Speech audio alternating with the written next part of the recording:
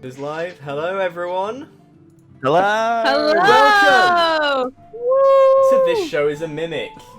A D&D live stream featuring adventure and magic and excitement and all sorts. I'm joined today, in no particular order, by Kenna. Heyo! Kenna, would you like to introduce your character and your social media tags, anything like that? Sure, my name is Kenna. It is Miss Saoirse on TikTok, and I will be playing Audra. She is a 6.5 foot tall, 195 pound water genasi barbarian. Sounds like you're introing yourself to WWE. I mean, she is she not? Next up, Buddy, write that in at some point. Absolutely, yeah. Kenna becomes a WWE fighter. Next up, we have the Benders D&D. Hello, I am the Bender's D&D. Yep, that's me. Hello. I am not good at being put on the spot. I'm Bender's D&D on TikTok. Pretty much, I have different names everywhere else, but Twitter is not something I really use that often. But Bender's D&D on TikTok. I am playing Cade Vakian. He is a half-elf warlock, and yeah, he's that's my boy. Fantastic. Next up we have Mason, or Hex. Bad at being put on the spot. First to be known sometimes. No, it's all good. Hex, my name is Hex. I am the DM of the Nat 20 show. We stream on Sundays on social media and stuff. It's just the Nat 20 show everywhere. So TikTok, Instagram, Twitter. That's where you can find me. I will be playing the Mark of the Storm half elf. We are saying, the Mark of the Storm half elf, fight a rogue, a little bit of a AWAG pirate, I'd say. And his name is Jason Vagrant. And he talks like this. And finally, I don't want you to introduce your the name for this one. Yeah. But we have Aaron. Hi, I'm at Obsidian Olive on TikTok. I'm just kind of a guy who warmed my way in here. This will be my first session with this wonderful group, and so my character has not been introduced yet, but I'm excited to see it happen. Finger guns. Awesome, yeah. So many finger guns. So for a bit of context, we've been playing this game for a short while, not particularly long time.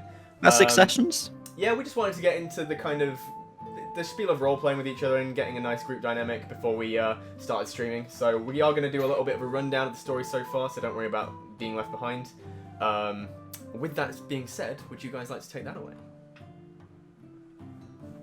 Yeah.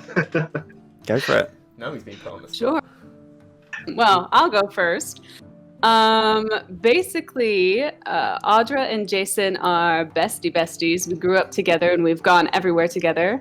And we have traveled down south from the north of the Sunder Isles on the run from some bad pirate business that was involved, which included a bad pirate captain getting hold of a genie and using some wishes, to which we traveled down south on the run and ended up at the Terminus, which is this great, big, huge central tavern of the continent.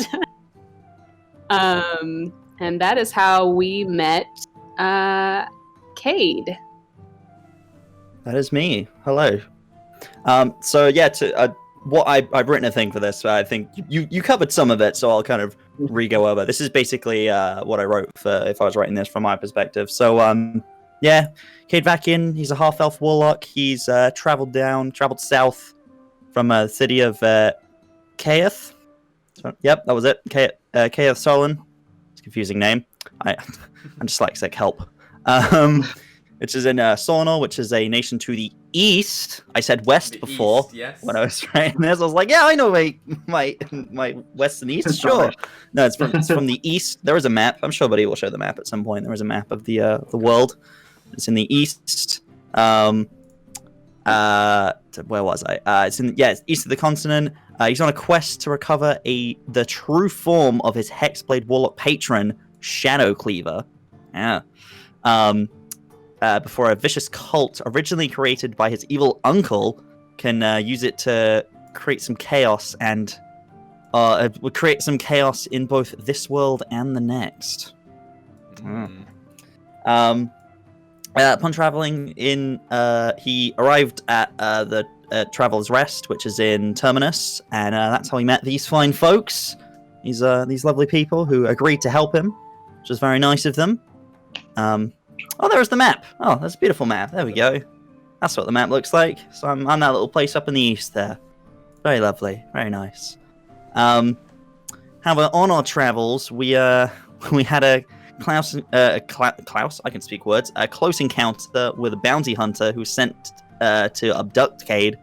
And he told him that he possesses the key to everything. You know, he is the key to this whole thing, and without him, they can't actually find the Hexblade patron, because they're also trying to find him. So he's kind of in this state at the minute of realizing, I've got to see this to the end. I've got to keep going. I can't run away from this anymore. Yeah, that's kind of where he's at. Sorry, it's a little bit all over the place. I'm bad with words. So yeah. Good. We adopted a mission from a lovely NPC named Herman, who led us to the town of Diston, where we had to source some sort of mystic beast and guard a caravan led by Madame Eva. And she gave us each somewhat ominous predictions regarding our own futures. We all reacted to them differently. Jason personally dismissed it as gypsy talk and wouldn't want to abide by essentially what was said. But it's looking like our journey is bringing us closer and closer to the sea, and closer to Jason Aldra's nemesis, shall we say. Last session, I think Cade was almost abducted as well by this hunter. Very close. Whilst we were off doing something, we were discussing who got to read a magic book. I think we were arguing over it. We were also discussing if you would let Cade in on your little secret regarding your past and your. We were discussing whether or not we should let him into the family, which we decided promptly to do so, and we sealed the deal with a typical blood rite of. That was interesting. He wasn't used to that. It was then, amid the ruins of Adamant, the city, once capital city of Fortis, that you re-entered the palace and found yourself not where you wanted, not where you're expecting to be. And so we will begin. As you re-enter the palace holdfast in the ruined city of Adamant, you expect to find an equally ruined interior, as it was when you were last inside. Instead, you enter to a welcoming warmth and the homely smell of stale ale and freshly prepared food. It is the Terminus Tavern, but not as you know it. Last time you were here, it was a gigantic mead hall, contained within a building the size of a small castle. This room is far smaller and intimate. There is only one bar and a singular round table in the centre of the room. Sat at a bar stool with their back to you is a figure you do not recognise.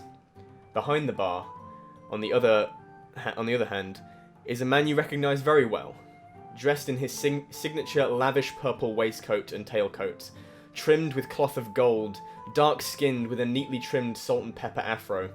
You see the figure of Herman Vander, the proprietor of the Terminus Tavern, your patron and friend.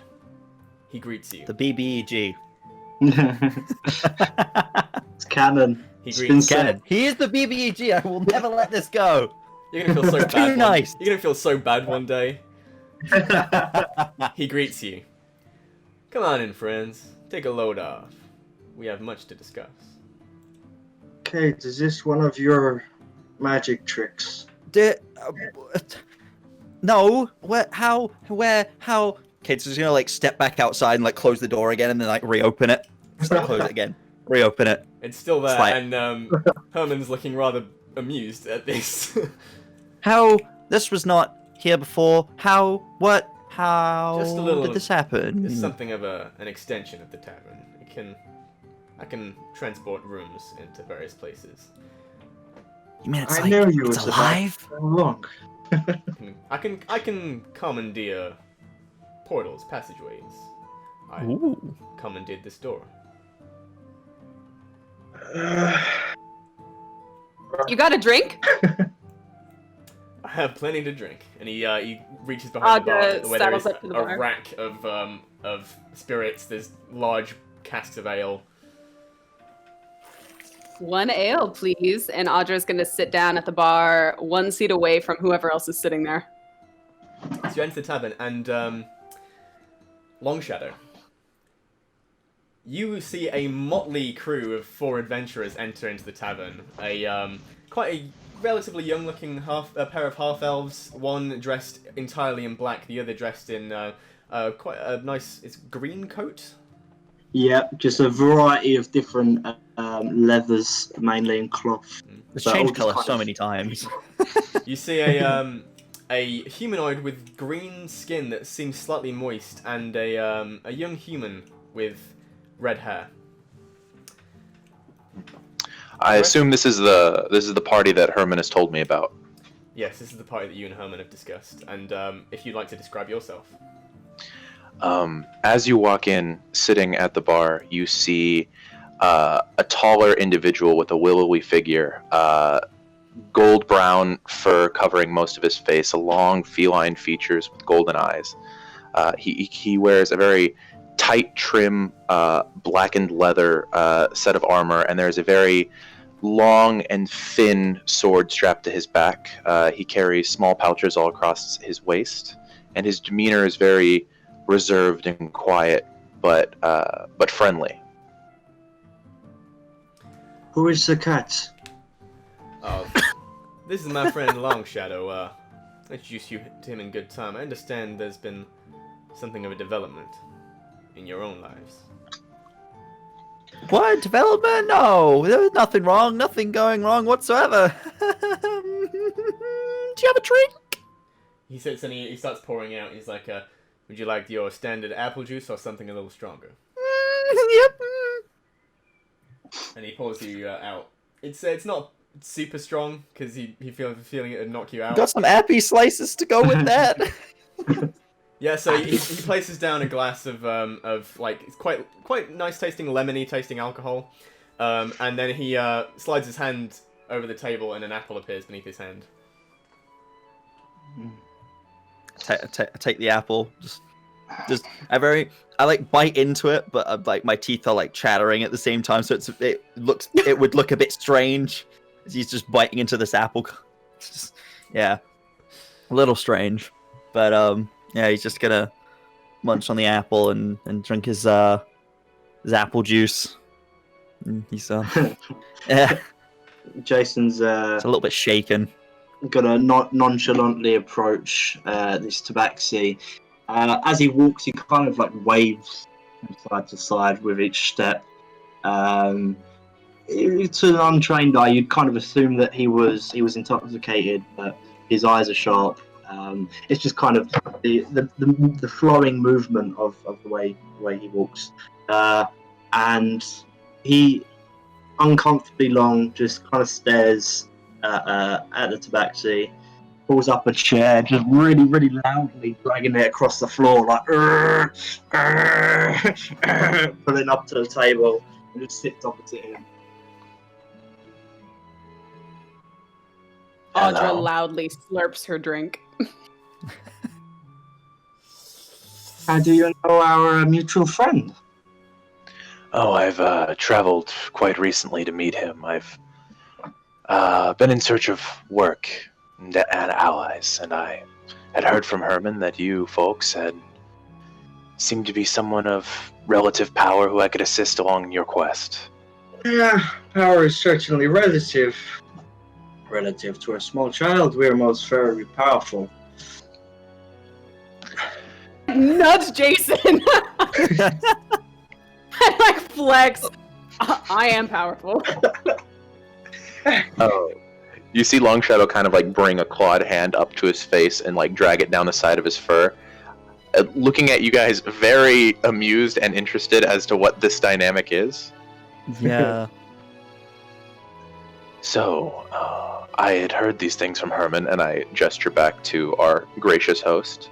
Herman, come sit down with us. We're having a conversation. It's rude to sit over there. Well, no, so you're all sat at the bar. Oh, okay. Yeah. Okay. Right. So we're sitting at our own table. Nice. Cool. Herman, come closer. Alright, come closer. Yes. He takes one step to the left. Slide to the right. Crisscross. But Herman had mentioned you could be using some sort of assistance in the near future, I believe. and I offered my services. Yes. I believe Longshadow here might be able to supplement your party, especially with any test in Elder. About 2 days passed. A messenger arrived at the Terminus Tavern, looking for someone by your name. And he procures a letter from the inside of his jacket, and on the letter is a name you do not recognize. And he passes it to Nelda, who takes it. Yes. Nelda replies, "How did you know this was for me? It doesn't say Nelda." "Sweet girl, I've known your true name ever since you set foot through my door." I'm gonna look at Uldra like, what the fuck? What? True name? And Kate's gonna kind of like look up at that. Like he's been like kind of sat there like eating his apple and drinking, kind of like looking a little bit like shell shocked still from what's just happened with the bounty hunter. And he's just gonna at that he's gonna kind of like snap out of it and be like, "Wait, true name? Nelda, what's going on? What?" Nelda doesn't reply. She breaks open the seal, takes a seat at the table behind you all, and starts reading. Herman claps his hands together. "Now, you were explaining you've had some troubles." Yeah. You were explaining how you know that we have troubles. We know that we had troubles, but you were not there. How is orchestrating these troubles, Mr. Herman? Orchestrating the troubles is hands far stronger than any of you. I've heard whispers through my own means. I believe this involves the gods in some way. Mm-hmm. Yep. I have a vested interest in such matters as these. Well, I mean, we just had an encounter with a bounty hunter. He said his name was Aran Jonathan, and I knew that name. I've never met him, but well, I have now. And I really wish I hadn't. He wanted to take me to where I'm pretty sure there's this cult, and they've been plaguing my family for years. My uncle he Kate, my friend, founded this cult, and too much. We have prying ears. And I want to refer to I'm pretty sure Herman knows most of this already, Jason, through his means. I think we do can. not know the particulars of these events. I think we can trust him. Okay, he's been nothing but good to us. I think we can trust him and I kind of like look to Long Shadow, and I'm kind of like, and I'm trusting Herman's judgment here to share this information with you as well. I mean, if you're going to be traveling with us, I suppose you should probably know I what am we've been through. very familiar with the need for private information. Anything you say is safe with me, new friend. I'm pretty sure we're safe from prying ears in a magical tavern. I kind of like look around. I'm like, are we like in some like pocket plane right now? Like, is this? Are we even on the same plane right now? Try speak Galaxy brain. Try speak to your friend. Maybe he can tell us. Demi-plane might be the appropriate parlance. Demi-plane. I knew it. Well, we're safe. We're definitely safe from prying ears here. I mean, it's just us, so I think we're safe to tell him. Anyway, he told me that, well, now that I have Shadow Cleaver, I'm kind of the key to it all, and that they can't really get to his true form, the true Hexblade form, without, well, me. And that's kind of why he was trying to abduct me. He's trying to take me to Shadow Cleaver. Yeah, I'm gonna summon the blade to my hand and be like, you'll have seen this before. My sword. It's a hex blade. Last time I saw it, you carried it by your side. Yeah, well, I worked some stuff out and now I can hide it. It's kind of useful. Wish I could have done that before. An interesting trick. Would have been very helpful. And Shadow Cleaver is a person? It's hard to explain. Do you know about know much about warlocks and hexblades and such? I just assume you did. You seem to be all knowing about these things. I wish I could be all knowing. I know a little about most things. Warlocks gain power from stronger entities. Well, I mean, yeah, that's what he is.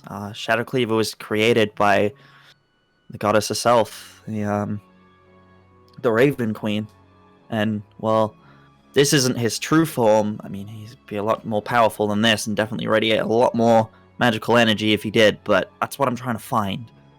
He was lost by the last person who wielded him somewhere. He doesn't know where. The memory's hazy. He remembers being with them, and then something happened, and then he woke up in some underground tomb somewhere, and he has no idea where he is. And I'm trying to track him down, but the cult is also after it, and they want to use it for bad things. They want to. This is probably why you've heard what you've heard, because from what Adaran was telling me. Sorry? This man Jonathan, he believes to have found it. He thinks so. Yeah, he thinks it's in Port Obsidor. A dangerous place in these times. Yeah, yeah. Apparently so. These guys seem to have business there as well. So when Herman says that, Audra kind of glances at Cade, and then she looks back and peeks over at Nelda. Nelda is currently just her eyes are boring into this letter.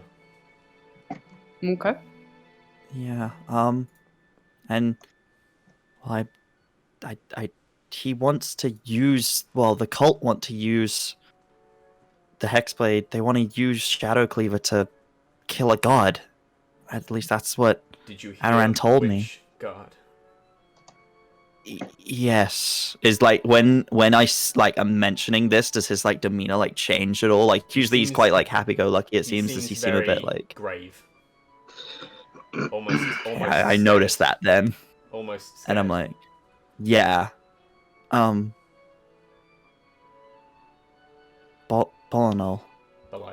Is that Belial? Is that it? Yeah, Belial. Sorry, I was trying to read it, but I just looked at brain was like, I have it written down. Yeah. Belial, god of the underworld. I don't know why. This is grave news indeed. It's very specific about it. So, knowing all this, do you have a plan? Well, I'm not comfortable sharing any more secrets without this Longstrider fellow sharing some of his. Please, friend, I am Longshadow, and I am an open book. What do you wish to know? What makes you special? Why do we want you? Well, what makes me special among the people or among you? The people? We are the people. What people? Alright. The people. The general people. If I were to put my abilities into word, I am a scholar, I am a researcher, I am a friend, I am a warrior, I am many things. I'm trained with this sword, and it seems you are also trained with the sword. Perhaps we can have a friendly spar sometime. You can spar her. I'm not one for standing around fighting. She looks like she would be quite impressive in a fight, and he kind of nods to you. Audra winks back. Cats can't blush, but if Tabaxi could blush, he'd be blushed. And also, friend, my name is Longest Shadow of the Moon. Long Shadow is what you may call me. Long shadow. It's a bit convoluted, but I'll What accept it. about just I Shadow? like it. Shadow is something only my siblings call me. If you were to become that never mind close, then. you may. Okay. So, you said that you also, I mean, you can help us, but you said that we could possibly help you? What do you got going on in your life? I have a long-term goal that does not require assistance at this exact moment. If you wish to know more about me, I hail from the southern region of the country to the east of here, Valkia. Valtaika. Valtaika, I apologize. Thank you, Herman. I'm still not used to calling it by that name. Understandable. I come from a far, far southern region that I doubt you've heard of. It's not... Try we've me. never been a public people. I don't believe even you can pronounce it as I go grab my notes because I can remember the convoluted name. Don't worry, it's all good. I'm running off notes purely right now, trust me. I come from the southern region known as Runataksuyu. It is... it was long ago its own kingdom, but in recent years has been annexed by Valtakia. Valtakia. Valtaka. I'm tired. Valtaika. There's the word. As in That's Taika it. Waititi. Valtaika, as in Taika Waititi. Remember that. DM, would we have any inclination of Roll a So- history check. yeah? May we both? Yeah, the two of you First could. roll of the stream, guys. First roll of the stream. Make it good. Not Cade. Not I Cade. know. Cade can't make a history check. This is. Yeah, I want to the know same why as- though. the I same want to as know Cade. Cade better. Cade I can't wanna because know why Cade isn't a well-traveled individual like the pirates. No. I'm just saying in general. First I roll of believe the stream. Hex just went to go get his dice. Me being a dick. Oh, that's a good idea. Dragons without dice. I forgot. That's I need to pull up my. decent. That's a nat. I rolled a 6. I rolled a natural 18 plus 1, 19. Yeah.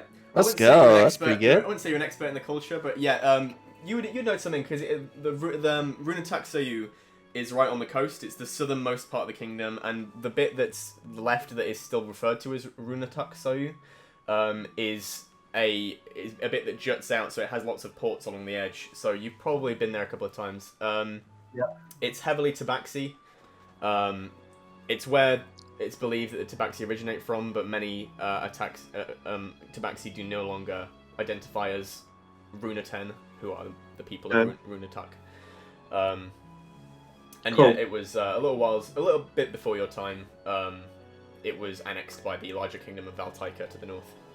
Yeah, so I would know it in its current state at the moment. Yeah. Cool. Yeah, I've certainly heard about it. It's a common place for your folk.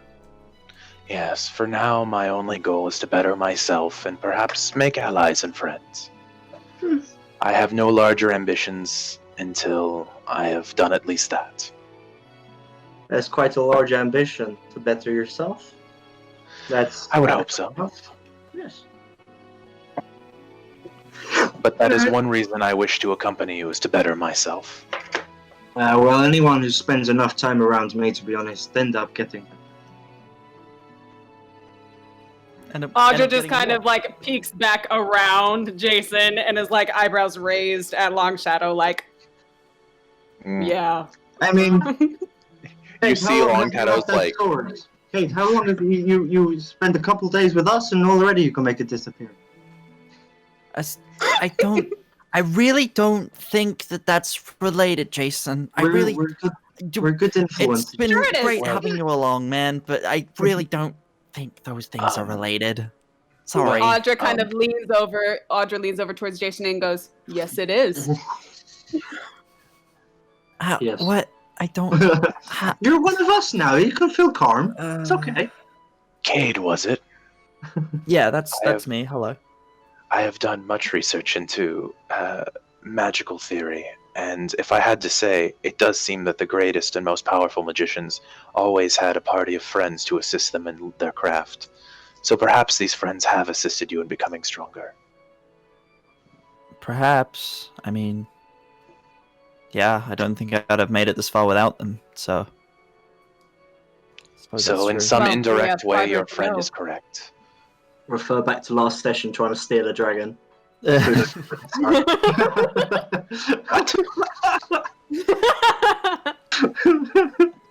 It's Oh, okay. dear. The old man won't notice. It's okay. The old man wasn't the old man, so. Oh my Y'all god. stole a dragon? What? I'm so confused. No, they a pseudo were dragon. thinking about it. They were thinking about stealing a Okay. pseudo dragon. Oh, Gone okay, now. that's a much He's smaller march. gone! Forever! Well, technically, he's a bad pseudo dragon. We want a good Yeah, pseudo technically dragon. I can't believe it. The pseudo dragon was the BBG all along! He's gonna come back as an ancient You red and dragon. BBG. Oh my god! Oh my god. That's also a 9th level, or can cast 9th level spells. Yeah. Oh my Remember god. me from Fabulous. session 2? Oh no! The BBG is actually the halfling you ripped off in the tavern that time. No, the BBEG is that gnome that took all my money! These are lots right, of references the right. audience don't get. Yeah, back on track. Back on track. The audience doesn't get that. A member of the cast doesn't understand. A leprechaun stole all their money. That's It's all you need to know. Oh, I'm Freaking, excited to travel with this bunch. Wow. never trust anything. Right. Back on track. Alright, so I believe that's our next port of call before getting whisked away to this lovely tavern, as it is lovely, Herman, but we weren't planning to come back here. We were going to port. We were going to port to go reunite Cade with his sword. Or You had said you were sword traveling to or his- Obsidor. Yes, that's That's a long trek. That's all the way up in southern Mercatoria. It is. It is indeed. We could certainly use a pair of hands. Worst comes to worst, we could always eat you. What? I What? would taste terrible. Very strange. I for one, would like to say... He's gone! He's gone! Oh, We've killed him. We've killed Hex. We've killed him. I went up my nose. Maker's Mark whiskey just. Oh no! Whiskey straight up my nose. Yeah. Kate's just- No. Kate's Eating a just gonna be tabaxi like- would be like eating meat soaked in ammonia. No thanks. Oh, Jesus.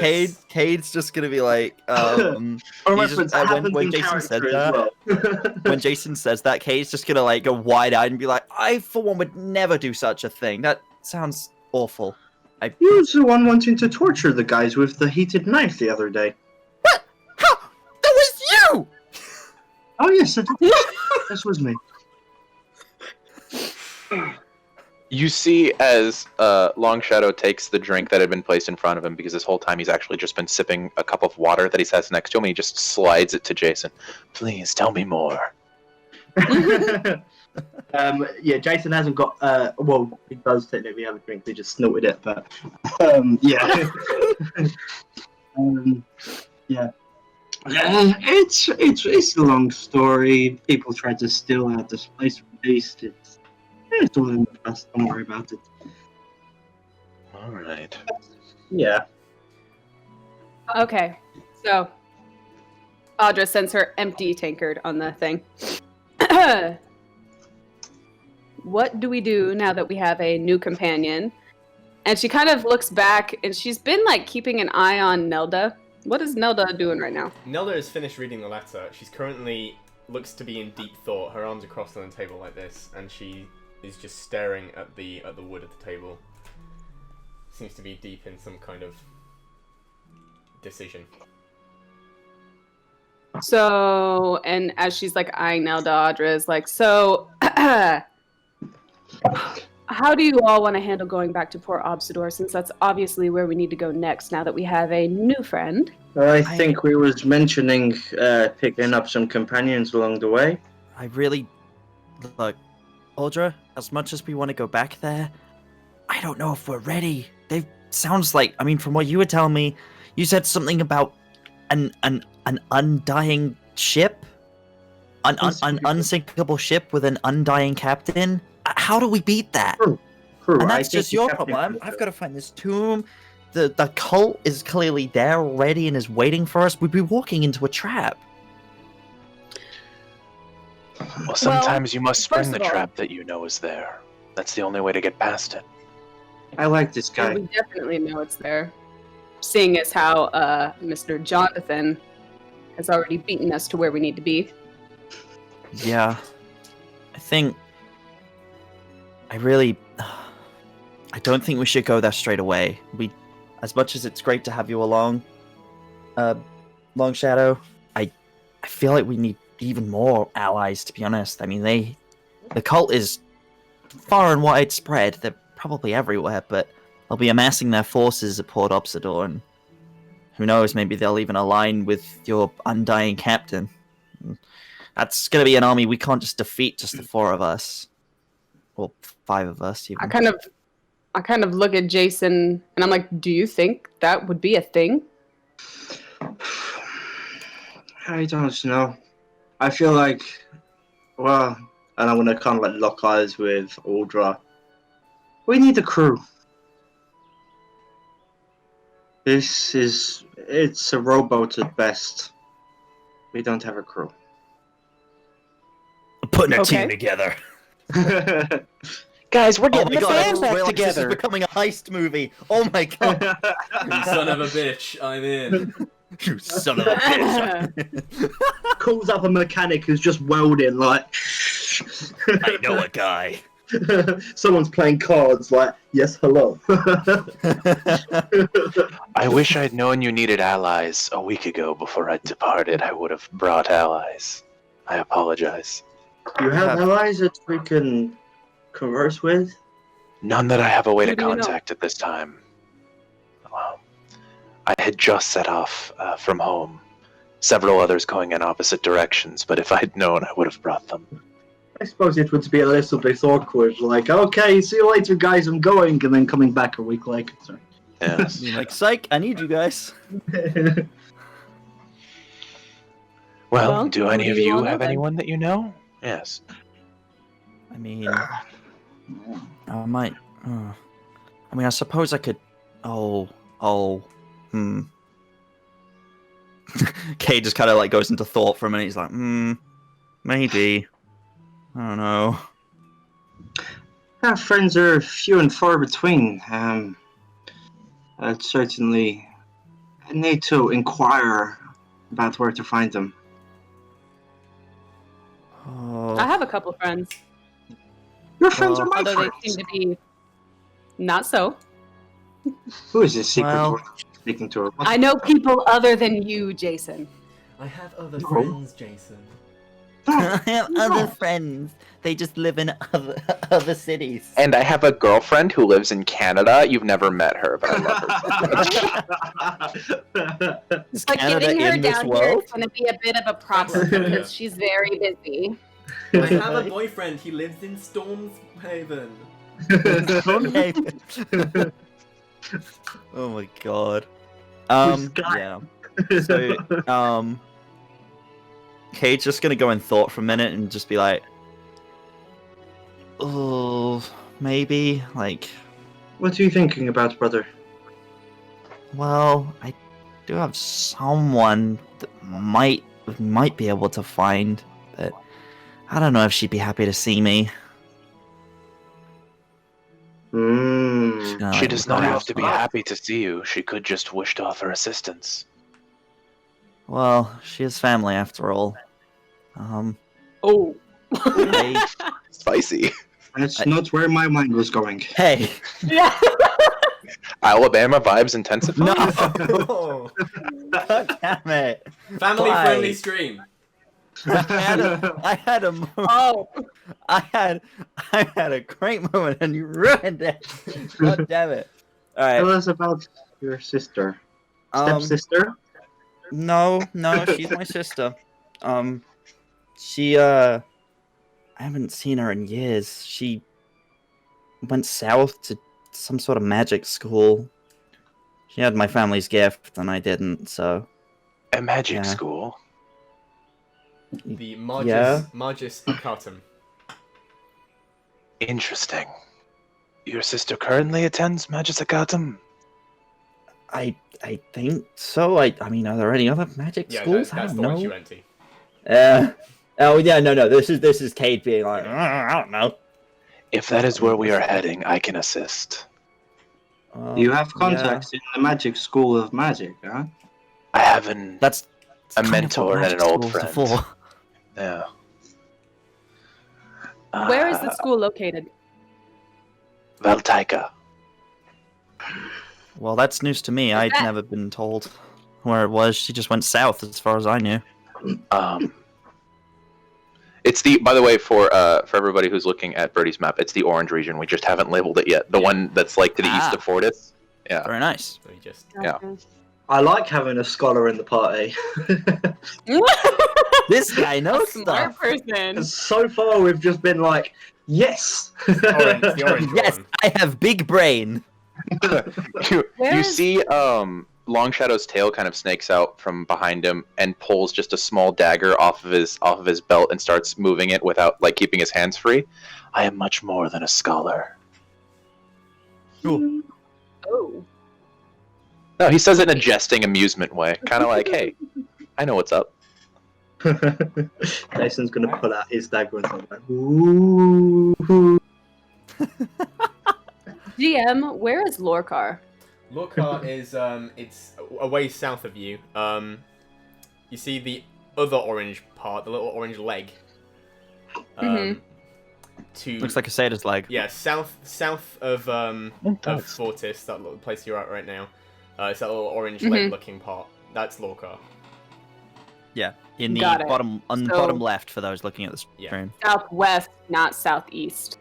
Yeah, opposite Yes. direction to where Yeah. otherwise you'd be going. Okay. However, you also know someone who is magically inclined. You don't know if they'd be there, but you do know. You do know someone. I also know somebody who is quite magical. I don't know if they'd be there, but I can always check and see if they know where she is.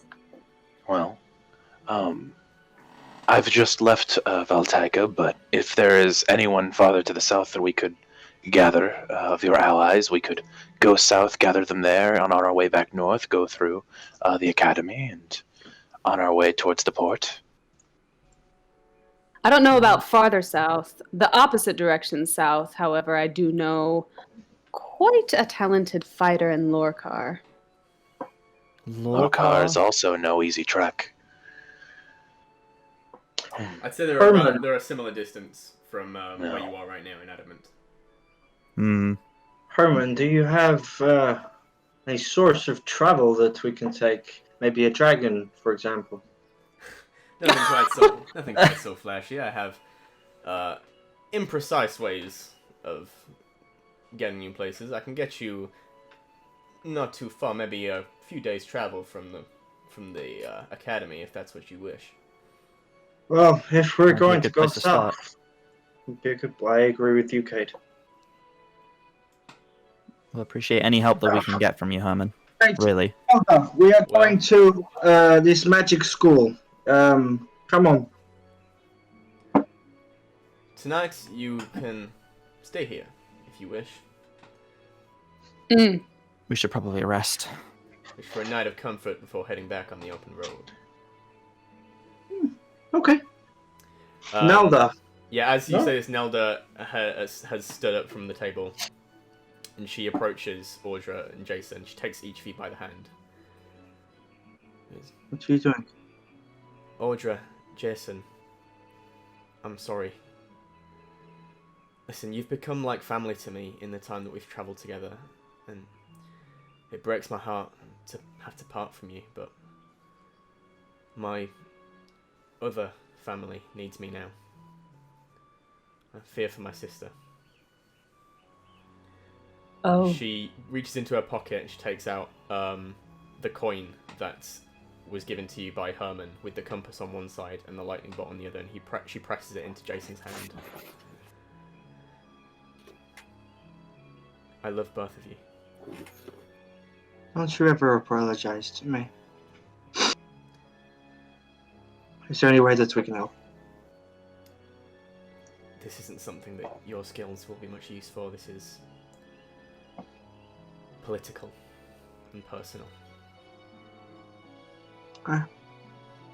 She squeezes. Well, you know how to find us. She gives your hand a squeeze. Let's go, and she turns to Cade. I'm sure you'll solve the problem with your sword. And she takes your hand in a warrior's clasp, and you wince a little from the cut on your hand. Yeah. Today, you joined our family. Please do your best to keep them alive. I'll do my best, Nelda. And I hope your sister's okay. So do I. I hope one day I can rejoin you, but for now, this is goodbye. This is see you later. Till next time. And Herman offers a hand to a nearby door. It's the only other door in the room, besides the one you came in. And she steps through it, and as she steps through, this wall of sound appears that sounds a lot more like the Terminus Tavern you know. And she steps through. Hi, Nelda. Right. We're not losing any more fucking people. Just sit down and have a drink. Jason, are you okay, buddy? Yes, I'm fine.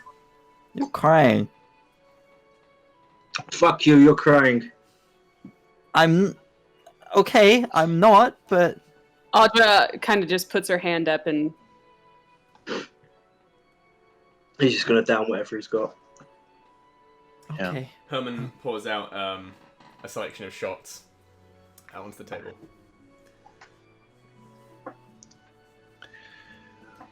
Not goodbye. It's farewell. Farewell. To Nelda. And to new friends. And new family.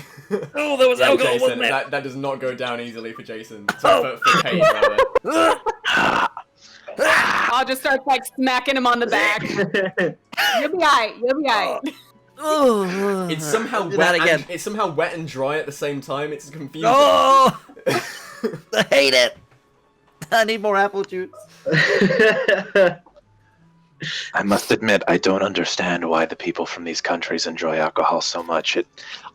And you see Long Shadow make a sound like making a hairball, just like. See, this guy gets it. Oh, I prefer water. And he grabs his water back and starts drinking it again to try and get the taste out of his mouth. Would you not rather milk? As you try to drink your water, you see it start to snake up and around your nose and out of your reach. And Audra just just twirls in between her fingers. So you do have magic.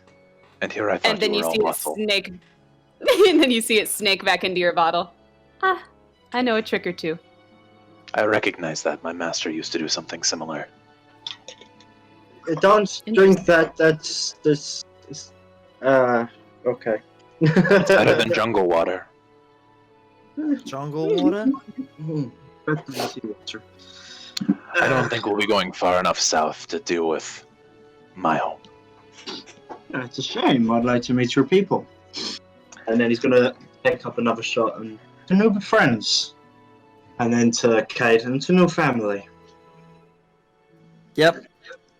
He's gonna take the empty shot glass to kind of take a bit of his apple juice from his makeup and just pour it in. Be like, oh, there's still a little bit in there. Alright, we're going south.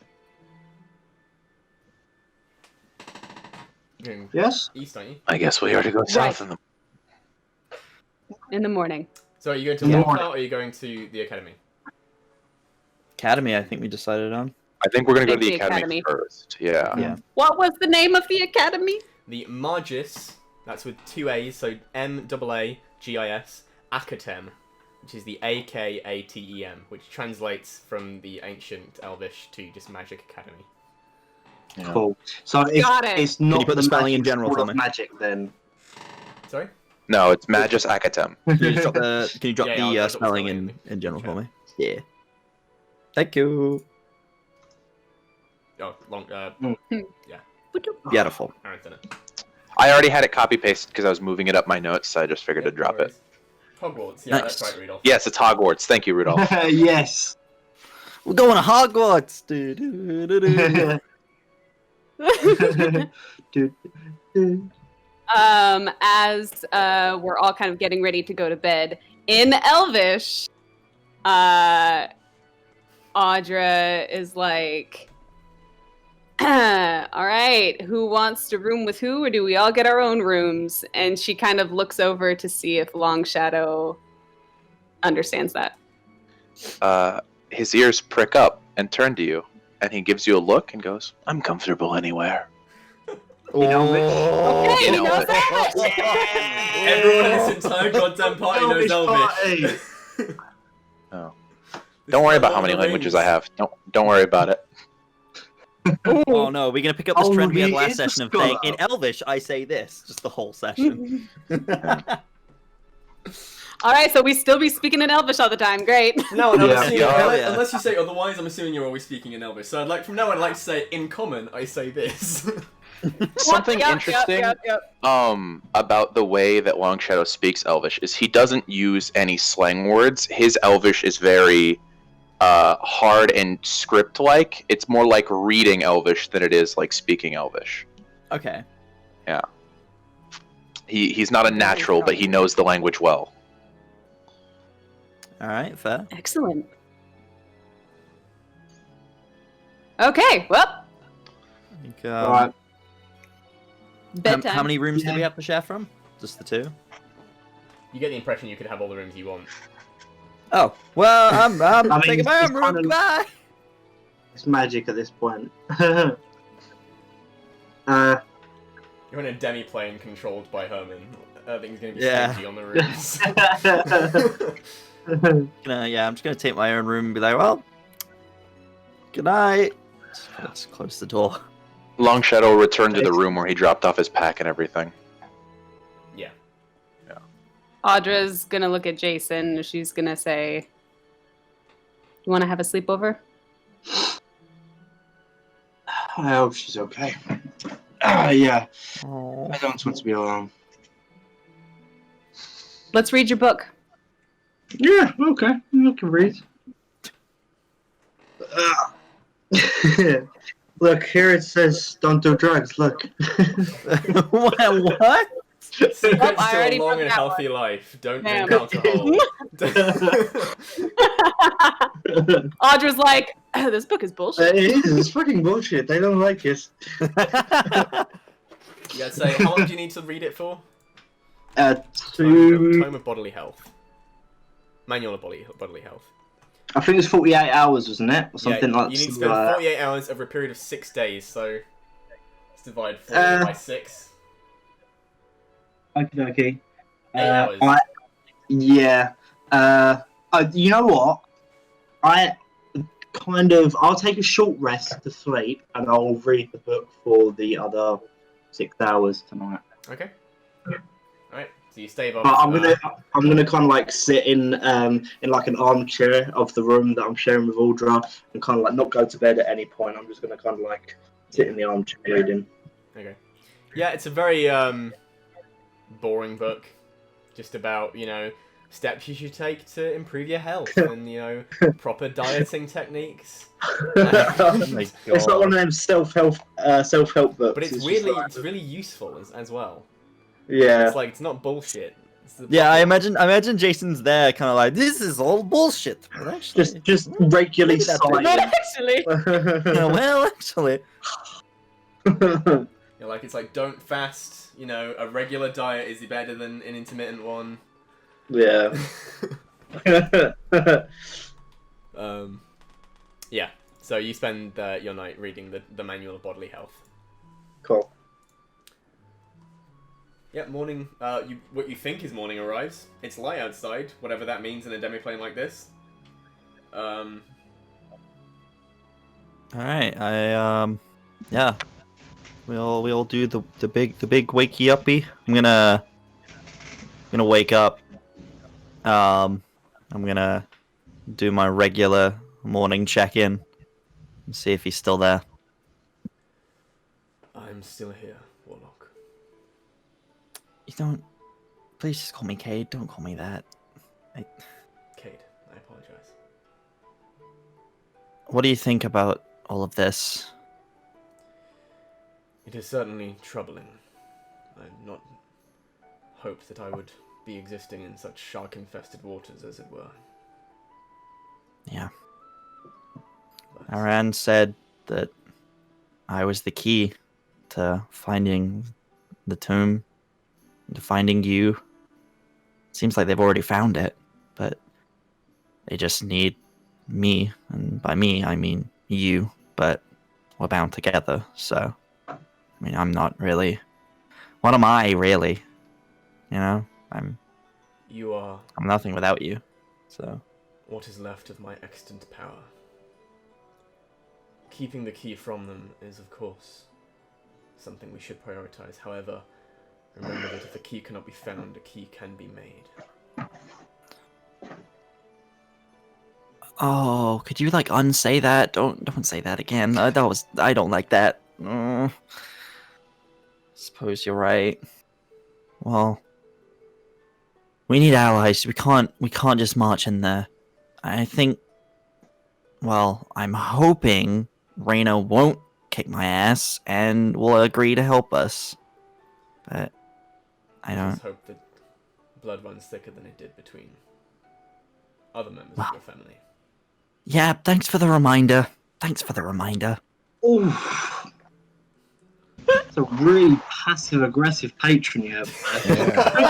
Eyes large, oof. It's just like Mean Girls, like. Can I just say though, Remember when as you he was murdered your saying uncle? that, I was reading the chat and someone was just saying, "Did his patron just apologize for calling him I Warlock? saw That's that. so cute." And we just went Specifically, 0 did to a 100 real heckin' quick. god. He's not a heckin' god. He's the furthest thing from a heckin' god. As Warlock patrons go, he's pretty weak at the moment. Oh The dear. moment. Oh. The DM says at the moment. Oh no! For now. Oh Just god. Master 100 over here. All right. Yeah, and I guess that's Audra, kind of wake gonna be up. my morning check-in, and then he's just gonna be like, Audra wakes up Alright. and is downstairs eating steak and potatoes. Because as you're getting up and Breakfast, getting interesting. Jason's just sitting there reading the book and he's like, "You never guessed this is to have something called a balanced diet.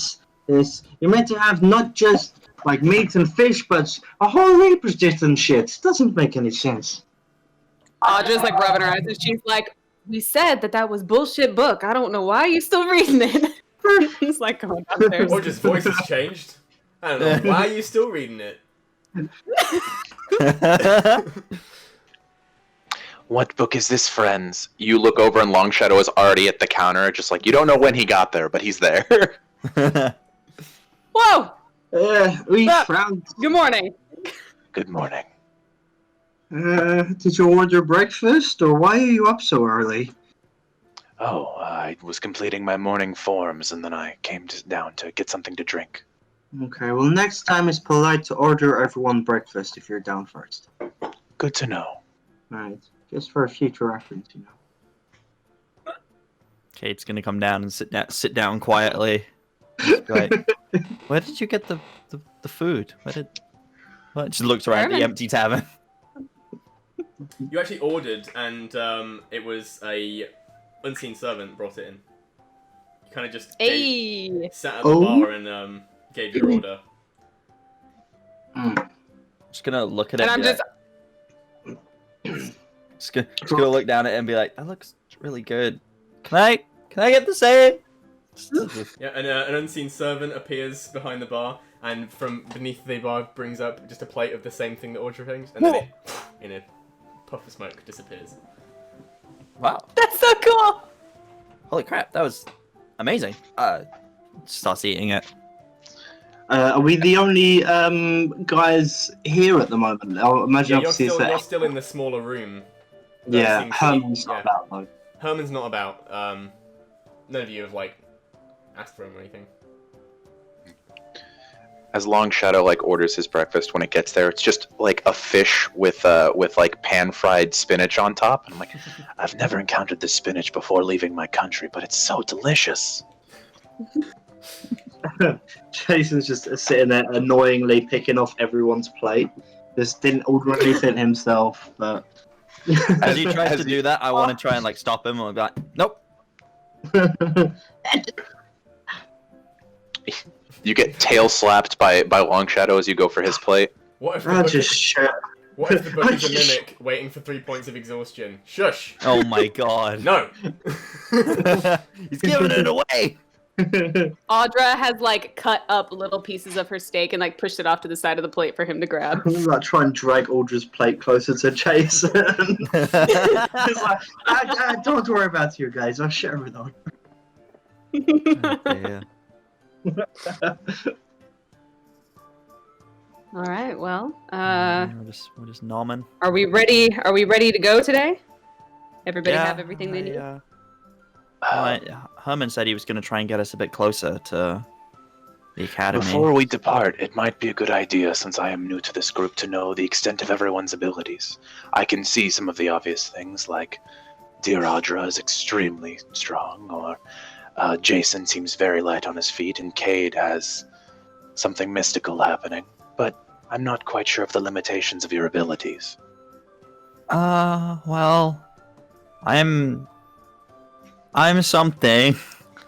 I don't know if you would have heard of it before, but you're a scholar, so probably. I'm something called a Warlock. A Warlock, Long if Shadow, I'm you familiar. actually- you would know a little bit about warlocks. They're a little more common in your culture. Ooh. Yes. You wouldn't. You don't know of the kind that Cade is. However, Explain. the warlocks that you come from are normally born of blood magic. Yeah. Did you also do a blood sacrifice for your magic? That used to be quite common in my culture. The only Audra just wide-eye looks at the Kate. only blood sacrifice I've done is yesterday, and that was because Jason told me I should, so that we could do the family thing. I don't. Nope, I'm good. So how many children did you slaughter upon your altar? Ah! As he says this, as he says this, he kind of like covers the side of his mouth and smiles to Audra and Jason, showing he's just giving the kid the piss. You know, like, Audra imagine as he says that, he on just her water. falls off his chair. Steak and potatoes everywhere. You're gonna fit in just well. No, yes, I am quite Blood familiar with sacrifice. warlocks. No children. No murder children. Nope. It used to be quite common in my culture for people to extend their own magical abilities using ritualistic sacrifice. Not listening. It was not always Like, nope. people.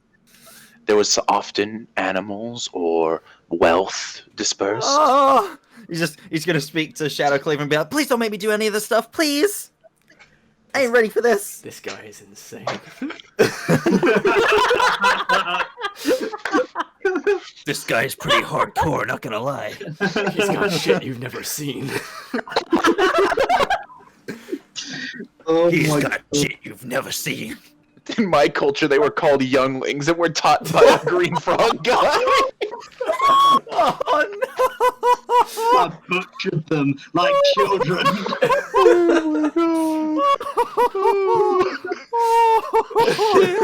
Oh my It wasn't a god! frog That's guy, my it was a favorite grunt. comment so far. It was a grunt. That one. no! Jesus. My favorite comment. Good job, Rudolph Mobo. It was a The grunt. best one. Oh. What were we talking about? Cry off my Blood eyeliner. sacrifice. Before the blood No sacrifice. blood sacrifices. Nope. No blood sacrifices. Nope. You were talking about what everyone's abilities were.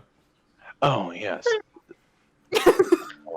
Just don't ever ask Kate to throw a net over That anything, was one really. time. This Okay. was one pretty big time, though. You failed a few times. You were running around with a net over you. What about all the times you've just fallen over?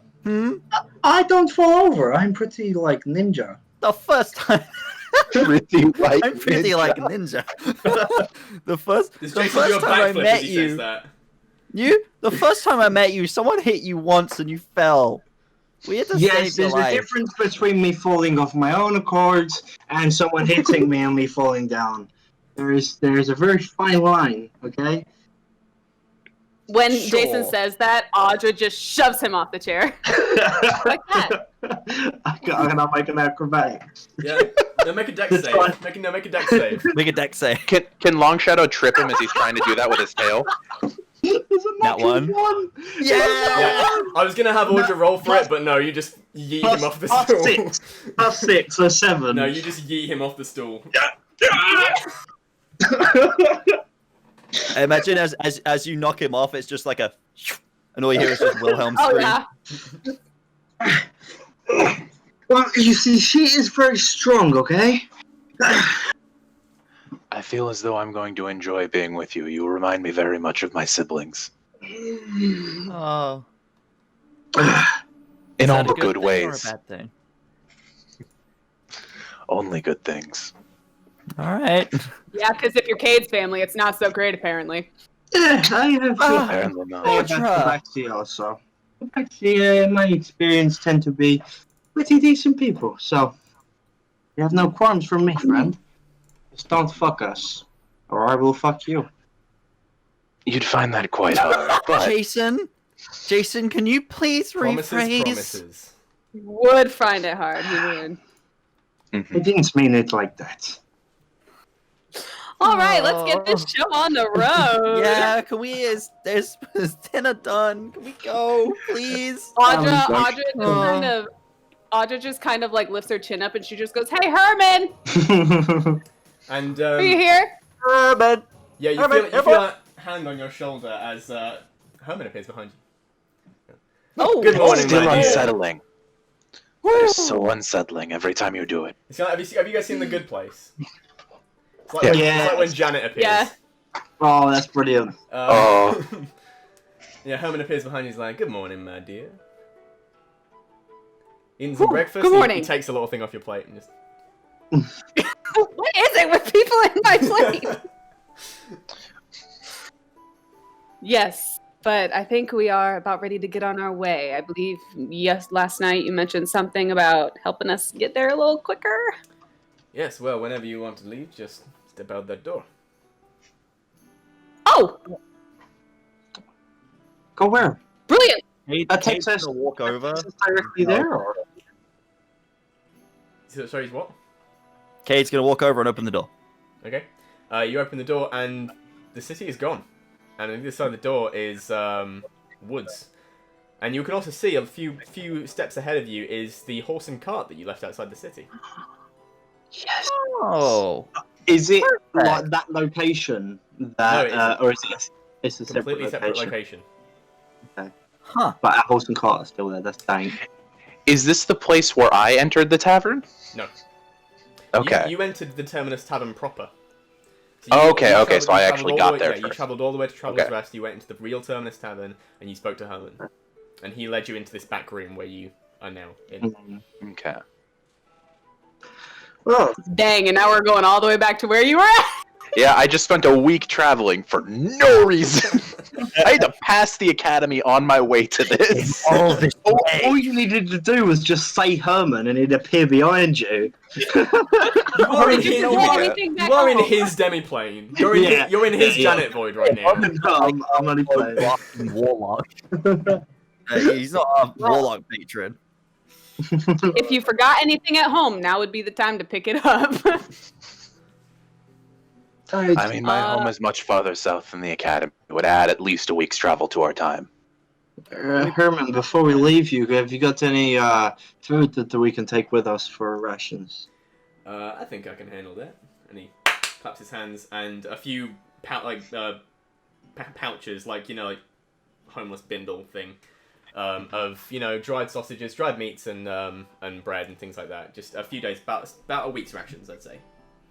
Each or between us? Each. Four satchels. Yeah. Dang. Okay. Yeah. Dang, my negative Herman, one I strength don't- gonna have a hard time carrying that. It's not. I It's got not you. heavy. I It's got not. It's not like a I'll week's carry worth yours. of lots of food. It's a week's worth of enough to get by. Okay. Herman, I don't suppose. Well, never mind. I have some entities to speak to in the meantime regarding this unsettling news surrounding Belial. Oh. If I have anything to share with you, I will get in touch. And if you ever need me, you know where to find me. In Sure your do. tab. In my tavern. Through any door, I just say Herman, and I open it there. You can certainly try. I will do that. It's just going to be canon. The party's just going to be walking through every single door like, Herman, we're home! Nothing happening and being like, okay, not this one. One day it'll try to work. One of these doors. If you do it every time, one time is bound to work. 60% of the time, it works every time. Every time. Sex Panther. Not gonna lie to you, that Alright. smells like pure gasoline. In the meantime, Such a please good go movie. with my most heartfelt thoughts and wishes. But I had the word, I can't remember what it is. Never mind. Condolences? No condolences. We're all gonna die. He's giving us his condolences. We are. We're all gonna die. My heartfelt apologies. It could happen. Alright. So All step right, out. so Audra shoulders all of her packs and steps out the Oh door. shit, I just realized. What? Longstrider, can you ride the carriage? Nelda was our driver. Oh. I did not attend. I had never seen a carriage before I spent time at the academy. There's no We are roads in my so country. fucked. This will be Yeah. interesting. So very, very fucked. Realized. There are no roads in my country. You either We've got sheltered, use we've got sheltered boats posh boy, or walk. 2 sailors, and 1 jungle man. No worries. In my time, look, all I'm saying, look, I probably shouldn't tell you guys this, but every now and then, I did go out and do and learn a little bit of car driving, you know. Oh no. You can't write that into your backstory now. We had this discussion in a previous session. Did anyone know how to drive a car? I know a guy. That was I know. I mean, I've seen them That's the operated thing. before. Maybe I can figure it out. I've- Oh, that I've- hard. Jason just remembered that for like 6 years of his life he was a professional driver. He was on the pro circuit for car driving, chariot racing. Whoops. Well, I prefer walking anyway. No, we'll see. prefer walking. We'll see how you'll roll. No, you know what? I'll drive. So Oh no. Are you so you stepping out from the tavern? You're leaving the tavern behind. We've all stepped Yep. out. Okay, as you step out, the climate has also drastically changed. You're a little ways south, but it's a lot more humid in this part of the world. And yeah, it's a little bit. It's quite warm. There's a much different trees instead of oaks and like pines. There's a lot more warmer climate kind of vegetation. And yeah, just munching on a bit of grass nearby is your horse and cart that you abandoned. And that is where we're going to have a little break. Oh, thank God, I had to pee so bad. Oh, I have to go to the bathroom so bad. Please I've just join peed us so bad. in 15 minutes. We'll come back at 9 o'clock BST, whatever time that is for you. The nearest hour is when we'll be coming back. Yeah. So, I will answer some questions just because there's been a couple of people asking some questions in chat. So who is who for the people who've come in later? Kenna is Audra. I am Cade. Aaron is Long Shadow, and Hex is Jason. I'm going to make Jason- some name cards during the break. Yeah, Jason is he's a human fighter. No, half elf, Mark of the Storm. Fighter rogue. Yeah, Audra is a Water Ganassi. Yep, Water Ganassi barbarian. Cade is a Hexblade Warlock. And I can't remember what Aaron's character is. I can't remember if he told us. Aaron's character, you'll find out. We'll find out. He's a TB he's a spellcaster. I'll tell you that. Spellcaster. Oh, he's a spellcaster. Yeah. Oh, thank God for that. Other than that, I would like him to tell you. Yeah.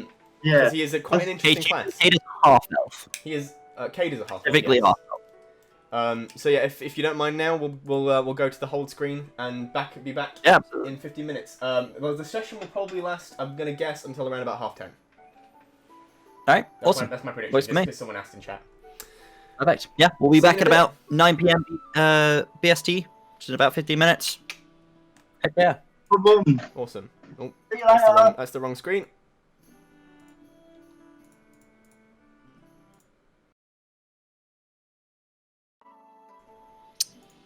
Welcome back. We're back. Woo!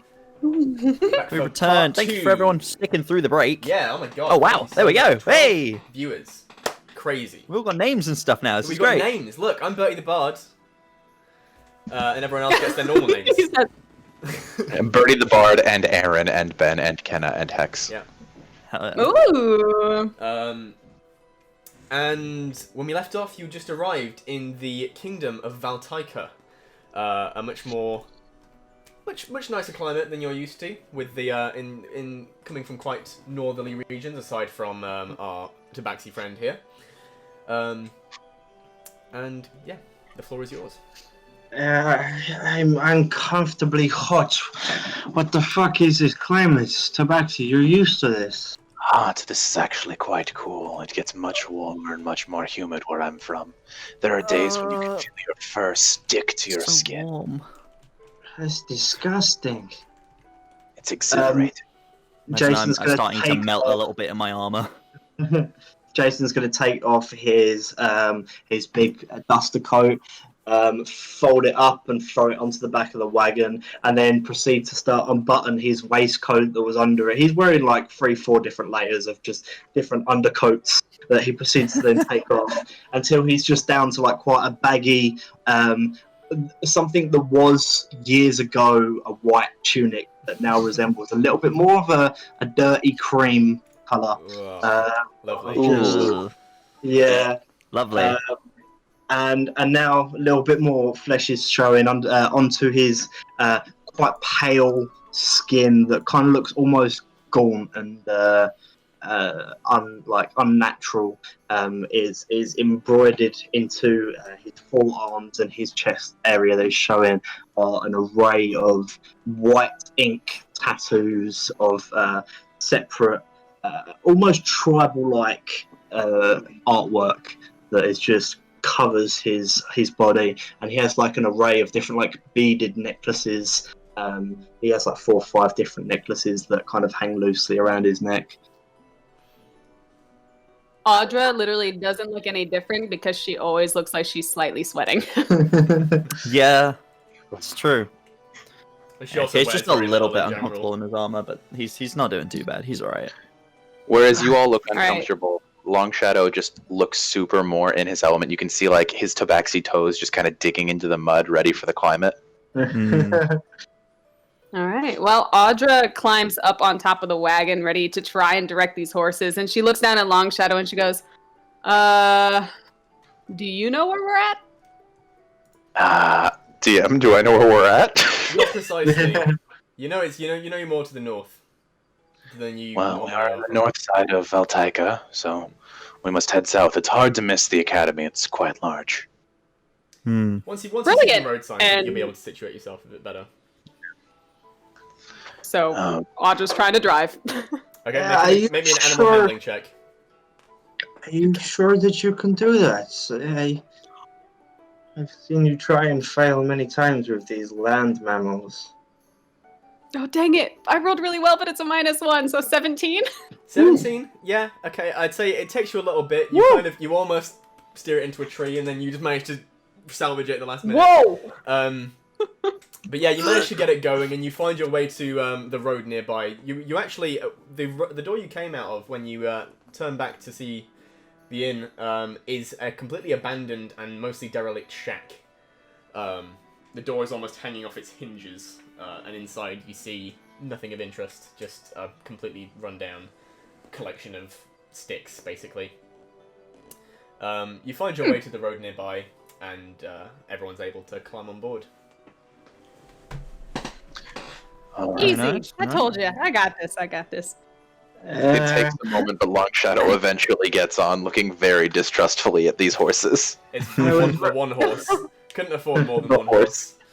I would recommend tying yourself down to something. This one is quite. It'll be fine. I prefer having the ability to jump out if need be. You're a bit stop and start. Like the horses, you keep giving the horses mixed signals. To like go faster and stop and go faster and stop.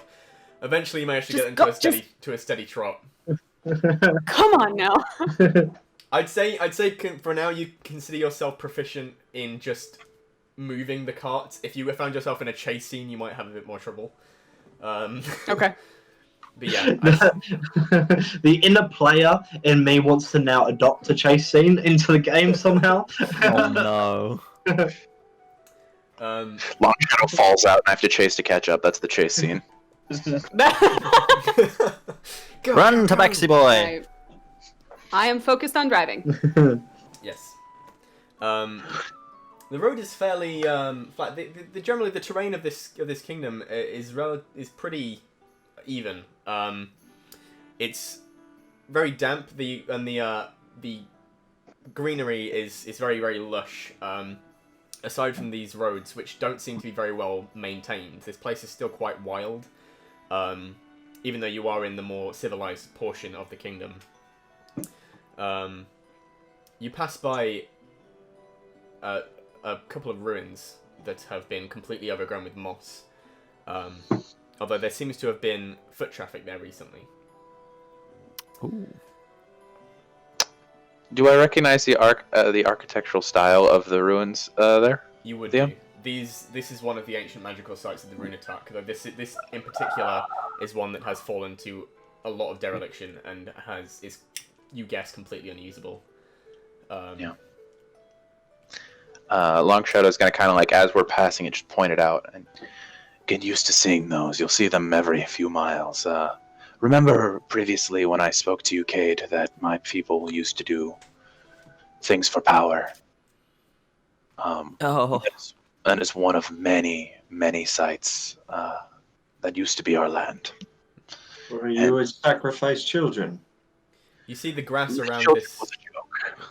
You see the grass Okay. surrounding this this site. While it still grows fine, it is a slightly darker shade than the grass. Ooh.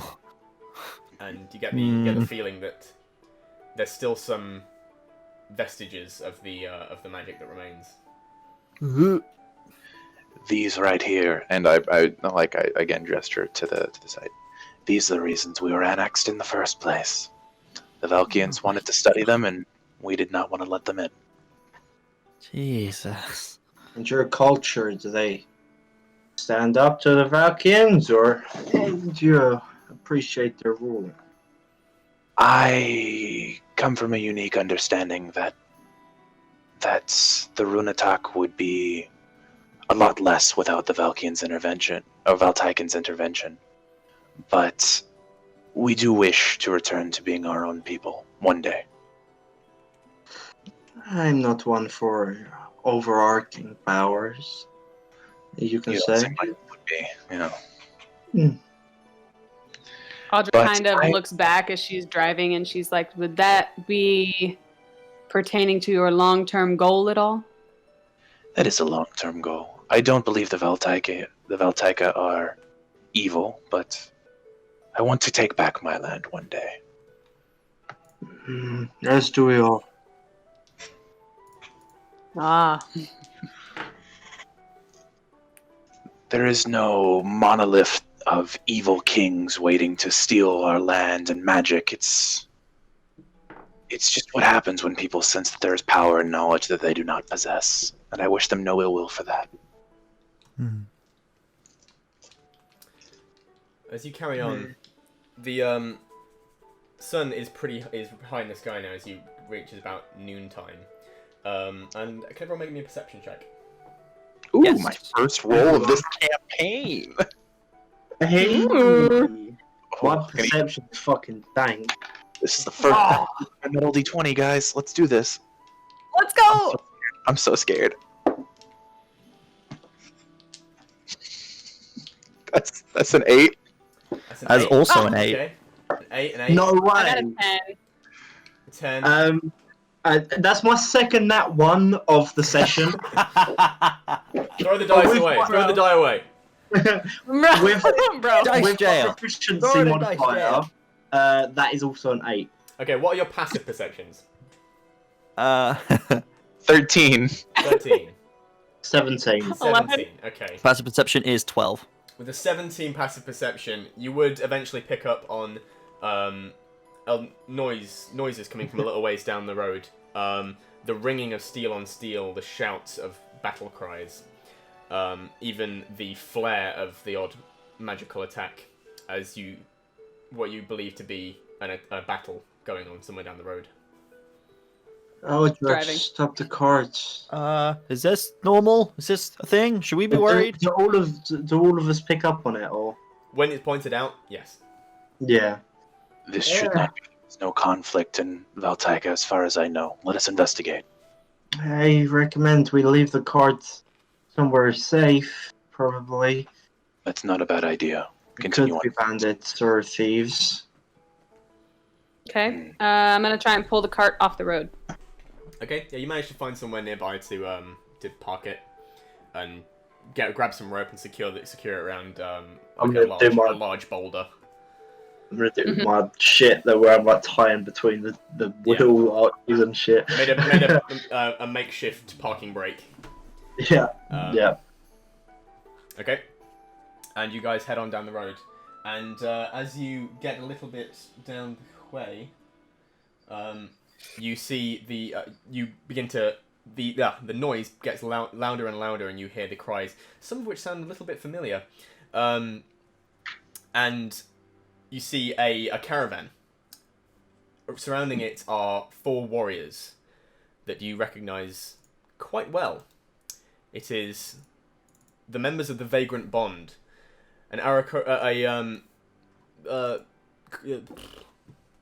Birdman, Raven Man. What's the Raven race Man. called? Eric Okra. No, other one.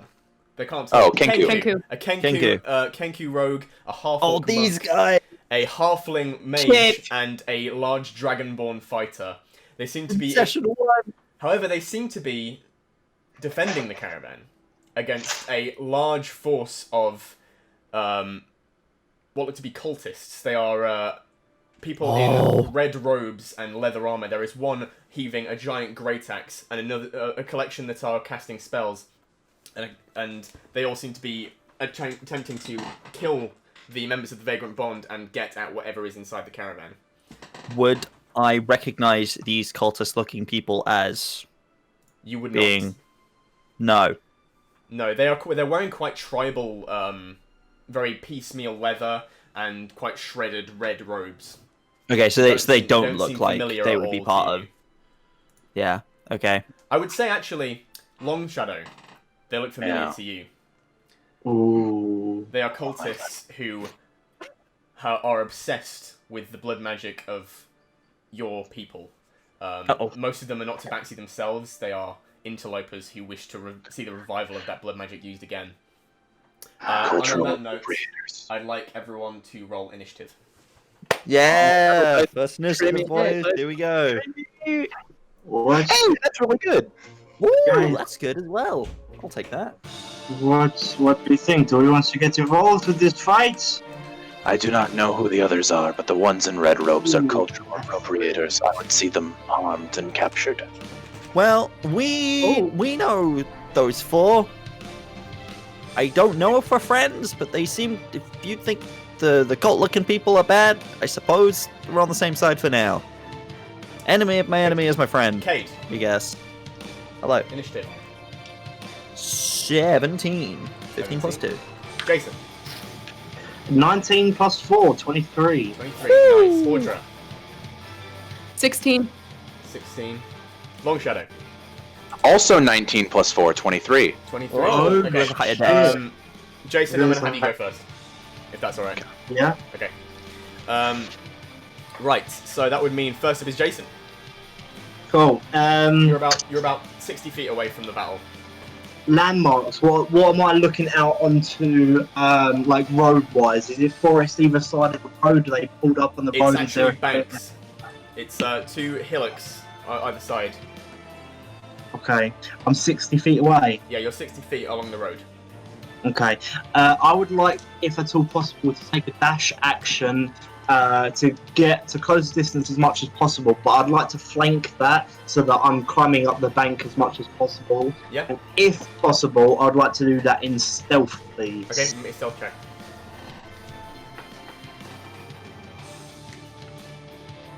Or 15. Yeah, you seem to go mostly unnoticed. They seem to be mostly, they seem to be too enthralled with the matter at hand. Okay, and then as I arrive at my destination, I'm going to take a look to Aldra. Do I see how many individuals are like fighting against these the Knights of Vagrant? So there's one large warrior holding a large great axe, a singular one that seems to be currently engaged with the leader of the Vagrant Bond, the large Dragonborn. There are 4 cultists wearing long red robes that seem to be slinging spells, and they all each carry daggers, and there are 4 that are wearing very piecemeal leather. Okay, so that's 9 in total? Yes, for a total of 9. Yeah. As I take a knee, I'm going to take Aldra's eye, and I'm going to signal 9 with fingers like that. Okay, just... You're frozen on our end, Hex, by the way. Oh, just for you. We can see it. No, he isn't. Not for me. Okay, he's frozen for me, never mind. Yeah, it's frozen for you, So he's but frozen not for for the me. stream as well, is the issue. He's making a great face. I'm looking at the stream. He's making a great I face. love that face. Am I still Somebody get a screenshot. Someone get a screenshot of Am I still frozen? that. For Birdie, you On are. my end. It's alright, Oh, hopefully no. it'll sort itself out. Anyway, so you've signaled to Audra. Is there anything else you want to do on your turn? I'm going to take the knee and just kind of relay, but take a watchful eye of what's going on.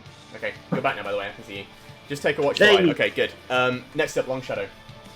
Okay, Long Shadow is going to pull his long, single-edged sword from behind his back, and he's going to begin to wave it in intricate, elegant motions. And as it moves, wind is going to begin to whistle across its edge as he activates his blade song. He is going to use his feline agility ability to move the full speed, 80 feet, because his blade song is active. Okay. Into the melee of the big guy. Okay. Ooh. Yeah, and he will use his action to make a blade song attack at the big one. Go for it. Okay. Let's see here. Oh, that's not high. Let me see. Attack. That gives me a plus. Okay, yeah. So the attack with that is going to be 14. 14 hits. Hey! Okay, sweet. So that's going to go ahead and be 1d8 plus 4. Ooh, so that's going to be 10 points of piercing damage as he comes forward and just stabs directly at the larger creature. Terrific. Yeah. You, this large human, you just come in and take him completely by surprise, swinging your blade in this large, in this very fanciful, almost dance-like form, and just pierce his breast, going straight through his hide armor. Is that all you want to do? That's my movement, bonus action, and action. So yeah, that's all I'm gonna do. Terrific. Well, it's his turn, and he is going to go for you. I am wizard. Don't And hurt me. he is also going to reckless attack and get advantage, which is good because the second one was a lot higher. Okay. That's a 19 to hit. That's a 19 to hit. As Long Shadow sees this attack coming, he will wave his hand, speaking an arcane incantation, and hardening the air in front of him, raising his AC by 5 Terrific. to 21. Yes. So he will not hit. So you bring, Yes. he brings down his Yo. great axe with reckless abandon and just brings it down. But in the blink of an eye, you just bring up your hand, and this shell of arcane energy surrounds you, and it just cracks against the shell, cracking it slightly as you see this glowing crack appear before you, and he just growls at you. That's some fucking Stephen Strange shit. Just mirror dimension. That's sick. Kate, Hello. your go. How far away am I from them right now? You are 60 feet. 60 feet. Alright. I'm going to move 30 feet towards them.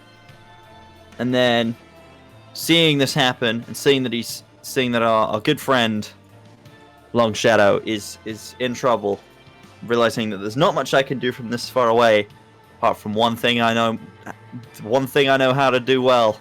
I'm going to use Eldritch Blast. Eldritch Blast. Blast. That's what I'm gonna do.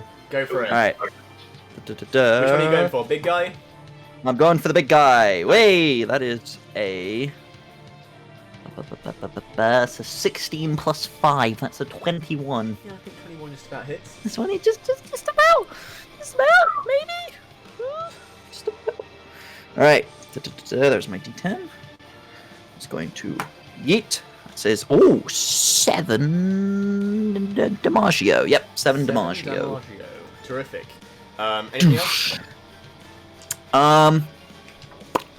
Yes. I'm going to. I should have done this before, really. No. Actually, yes. I'm going to. I'll just write as a cantrip, so if you want to use, it's cantrip, right? Nice. Yeah. So if you want to use a bonus action spell, you're able to. Yep. A bonus action. Yes. I'm going to. Yeah. I'm gonna do hex. I'm gonna hex him. Hex the big guy. What are you giving him disadvantage on? I'm giving a disadvantage on. I don't know. Am I allowed to ask advice from my fellow party members or not? No. No. I'm gonna say on.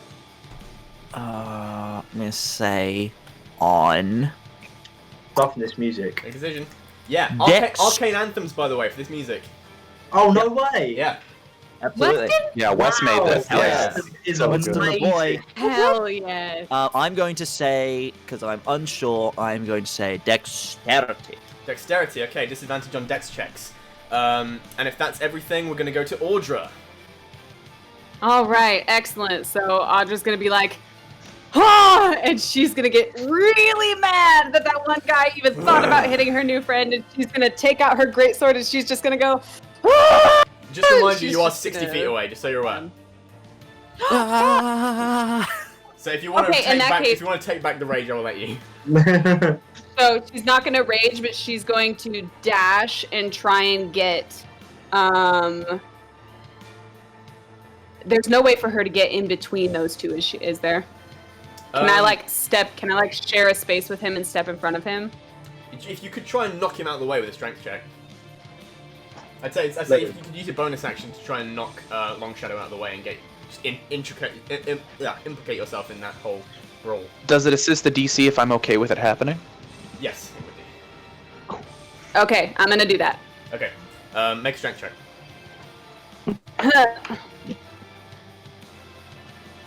I never remember what my strength modifier is. +4, so 18. Yep, you manage to just knock him out of the way. You knock him 5 feet across into the next square. And yeah, you are now face to face with this berserker. And Great. that it is time for the fanatics, who are each going to cast. One of them's going to cast. Well, they're all currently engaged with members of the thing. So first of all, they're going to attack them. That's a hit on the wizard. That's a hit on the monk, and that is a miss on the fighter, and a hit on the rogue. Okay, so they're each going to do. Okay. Yeah, they're all either stabbing or unleashing sacred flames on the members of the Vagrant Bond that are currently brawling with these cultists. And after that, it's the Acolytes, some of which are going to take aim at some of you. First one's going to go for Cade. Uh-oh. Wait, shit, sacred flame.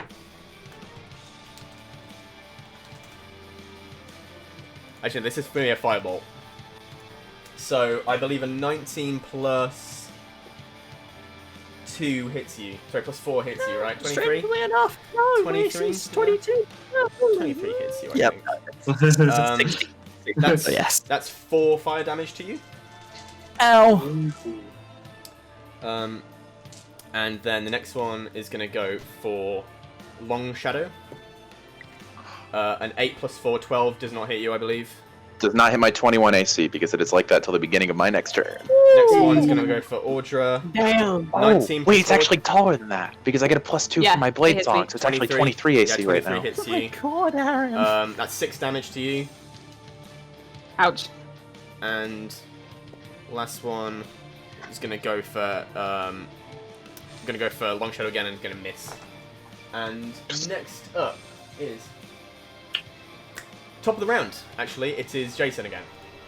Okay. In terms of battle map positioning at the moment, Uldra is Uldra's place. Audra is in the thick of it. Yeah. There are 4 cultists in the area, along with the members of the Vagrant Bond, and there are 2 on the knoll on the hillock that you're on, and there are 2 on the opposite one that's firing firebolts down into the. Oh, okay, so there's actually 2 bad guys up here with Yeah. me. You managed to sneak Oh, past them. brilliant! Fuck yes, let's go. Okay. From my hidden position, then, I am going to take a shot with my hand crossbow, drawing my scimitar. Okay. And then, as I'm taking the shot, I want to be moving towards them, and then with my offhand attack, is that okay? Can I take a one-handed shot and then offhand attack with the 2-handed fine. Doesn't scimitar? matter what hand you do it. What hand you use first. Cool. Let me double check that. So, lovely. That's going to be not great. 14 to hit with the crossbow. Yep, that hits. Yeah. These seem to be the small fry ones that are up top. Yeah. It's 1d6 plus 4. I rolled a 1, so that's 5, and I'm going to add my sneak attack damage to that as well. I've said 2, so 7 total damage on them. 7 total damage on just on the same one. On the first one that I'm walking towards at the moment. Okay, yeah, you're just gliding up and we've moved around on the thing because Kenneth disappeared. Hopefully we'll go back to normal. It's fine. Kenna's computer crashed. It's fine. Oh shit. I am now Kenna. Hello. You are now a dungeon master. Okay, no, we're back to normal. Fine. Hey, is this cultist still standing? Yep, he's still standing. Although, yeah, Cool. he's got so you sneak up and you just bring your crossbow to bear and you fire it, and it just sticks between his shoulder blades, knocking him prone. Always not prone. Yeah, he was already kind of like crouched down to shoot fireballs Cool. at the top, and you just kind of knocked him down. Brilliant. With the second strike, then with the scimitar, I'm going to attack. 13, 11, 12. That is 18 to hit. Yeah, that just about hits. That's a 3 plus 4, so another 7 points of damage. So yeah, you just you fire your crossbow bolt and you sneak up behind him and you just bring your scimitar out and just slash across his neck. Yeah. And yeah, just blow out of his throat. He is down. Is there anything else you want to do? You've used your movement, you've used some of your movement, your action, your bonus action. Yeah. I'm just gonna. I imagine that this second cultist would have seen me at this point upon both of his Probably, yeah. I think so. Is it possible to flank further into the trees at all, or not? There's not trees. You could slide down the bank into the fray, or you can just stay on top. I tell you what, actually, here's an option. I'm going to lie down and try and like prop his friend up for cover because I'm imagining he's going to take a range attack. Okay, yeah. So you're gonna try and you can try and get. I'm gonna good try like- cover. Yeah, prop myself down and. I'd say you could do that with your remaining movement. And is that everything? In that case, we're moving on to Long Shadow. Okay, Long Shadow has just been put to safety by Audra, who's entered into the fight. So he's going to duck around Audra to make another swing at the giant person there. Is there another like cultist within 5 feet of the giant one, the big one? Not within 5 feet, but you'd probably be able to move to another cultist. No, that's fine. That's fine. Okay. I was just making sure because I was going to use something if there was. Right now, this berserker is currently situated in the middle, and there is the Dragonborn there, and then there is Kenna and you. So you've got to get surrounded. Yeah. So instead of doing the thing, I will simply, as my action, take another blade song attack at this large person. That is going to be a 17 to hit. That hits. Okay. Roll damage. A 5 plus a 4, so that's going to be 9 points of piercing damage. 9 points of piercing damage. Nice. Yes, 9 points of piercing damage, and then I don't think I have anything else that I'm going to do at this current moment.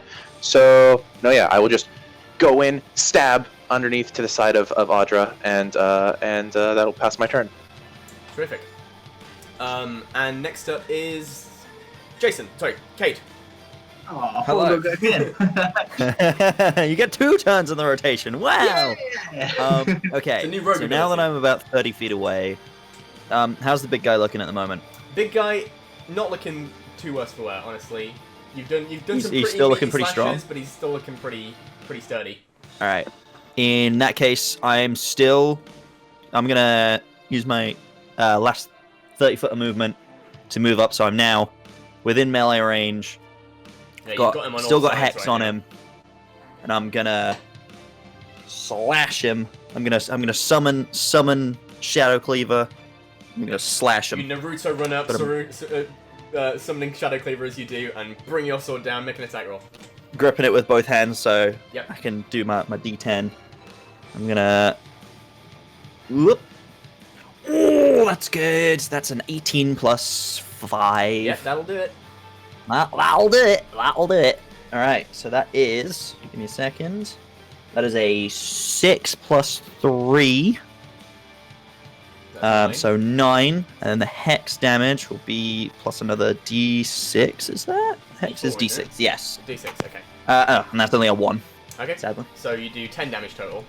10 damage. Very good. Audra. Almost your entire party, save for one, is laying into this berserker right now. What are you doing? Hey man, I'm gonna freaking rage and I'm gonna scream in his face and I'm gonna bring my sword down right across his chest. Terrific. Go for it.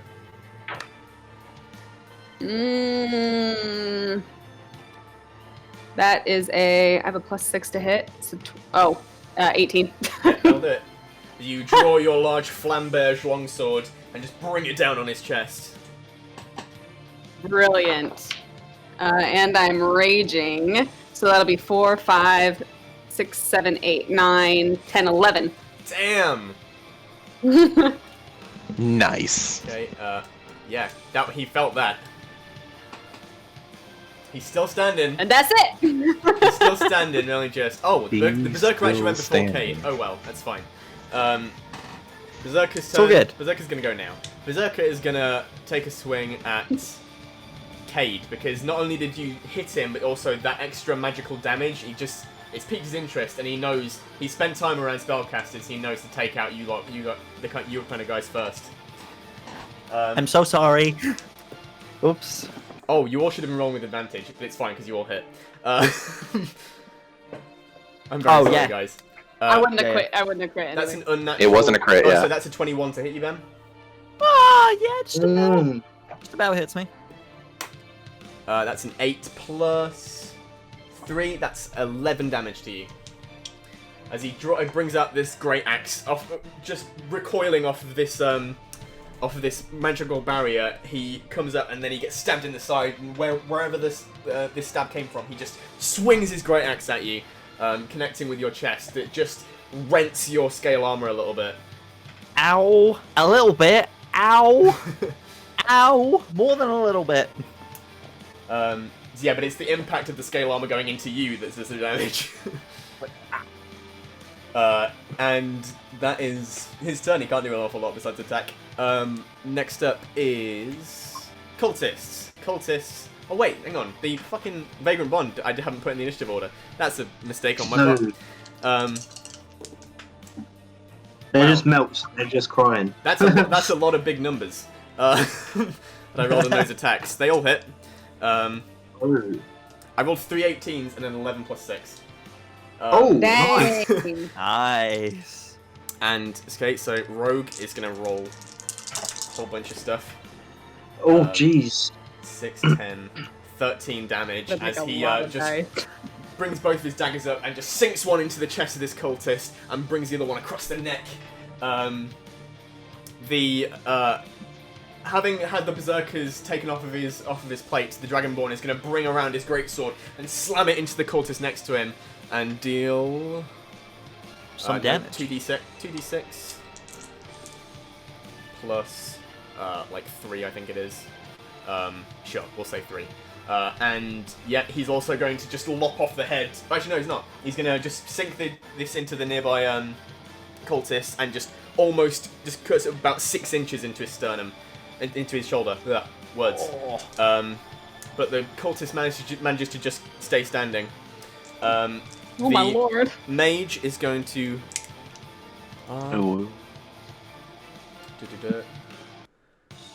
Yep. Okay. And as he unleashes magic missile, Ooh. Oh no. Fireball. No. 7. I can take it. Do it. So that's 12 damage from him. As he just into this, all sinking into the same cultist, who just gets put in the chest, probably breaking a rib. And then finally, Desdemona, the mean-looking half-orc monk, just lays into this same guy, into this nearby cultist for. I feel bad for this cultist, y'all.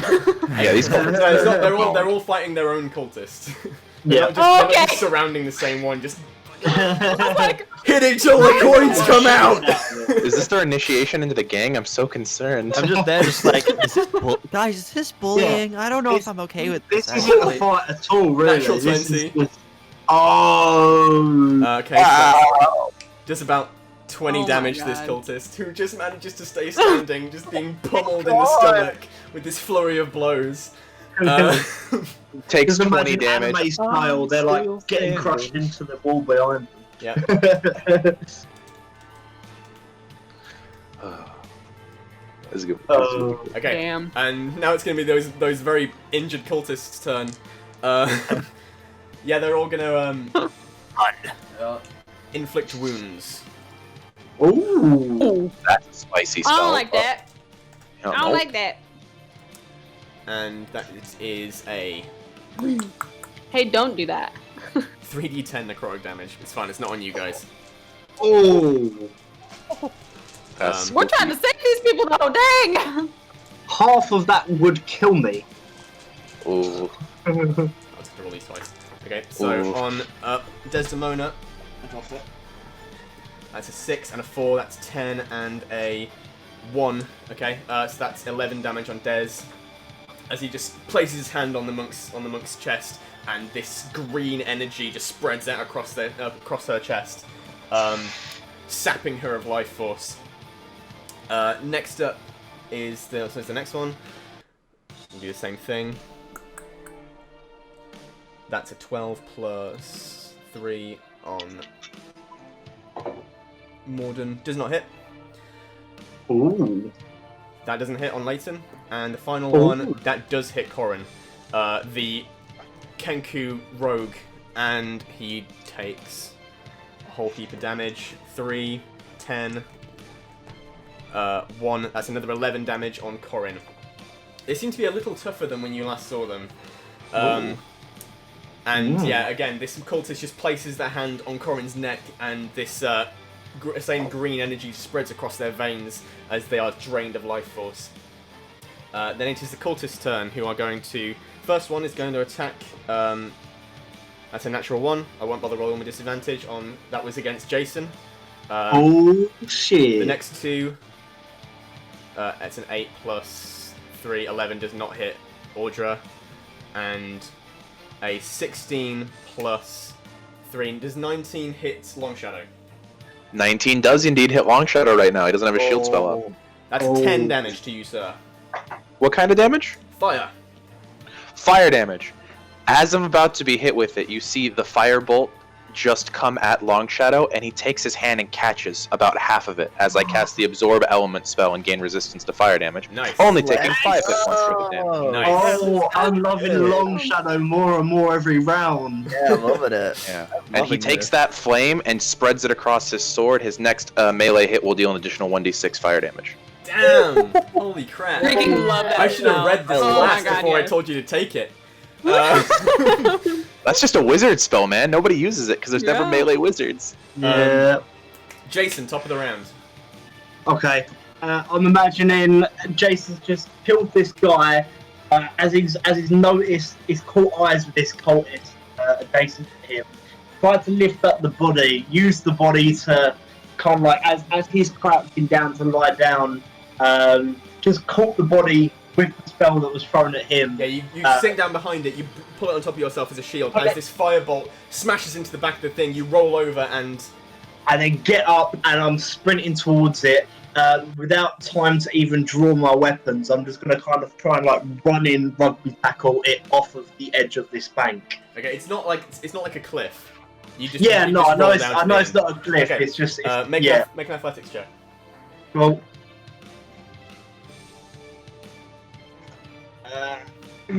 oh fucking hell!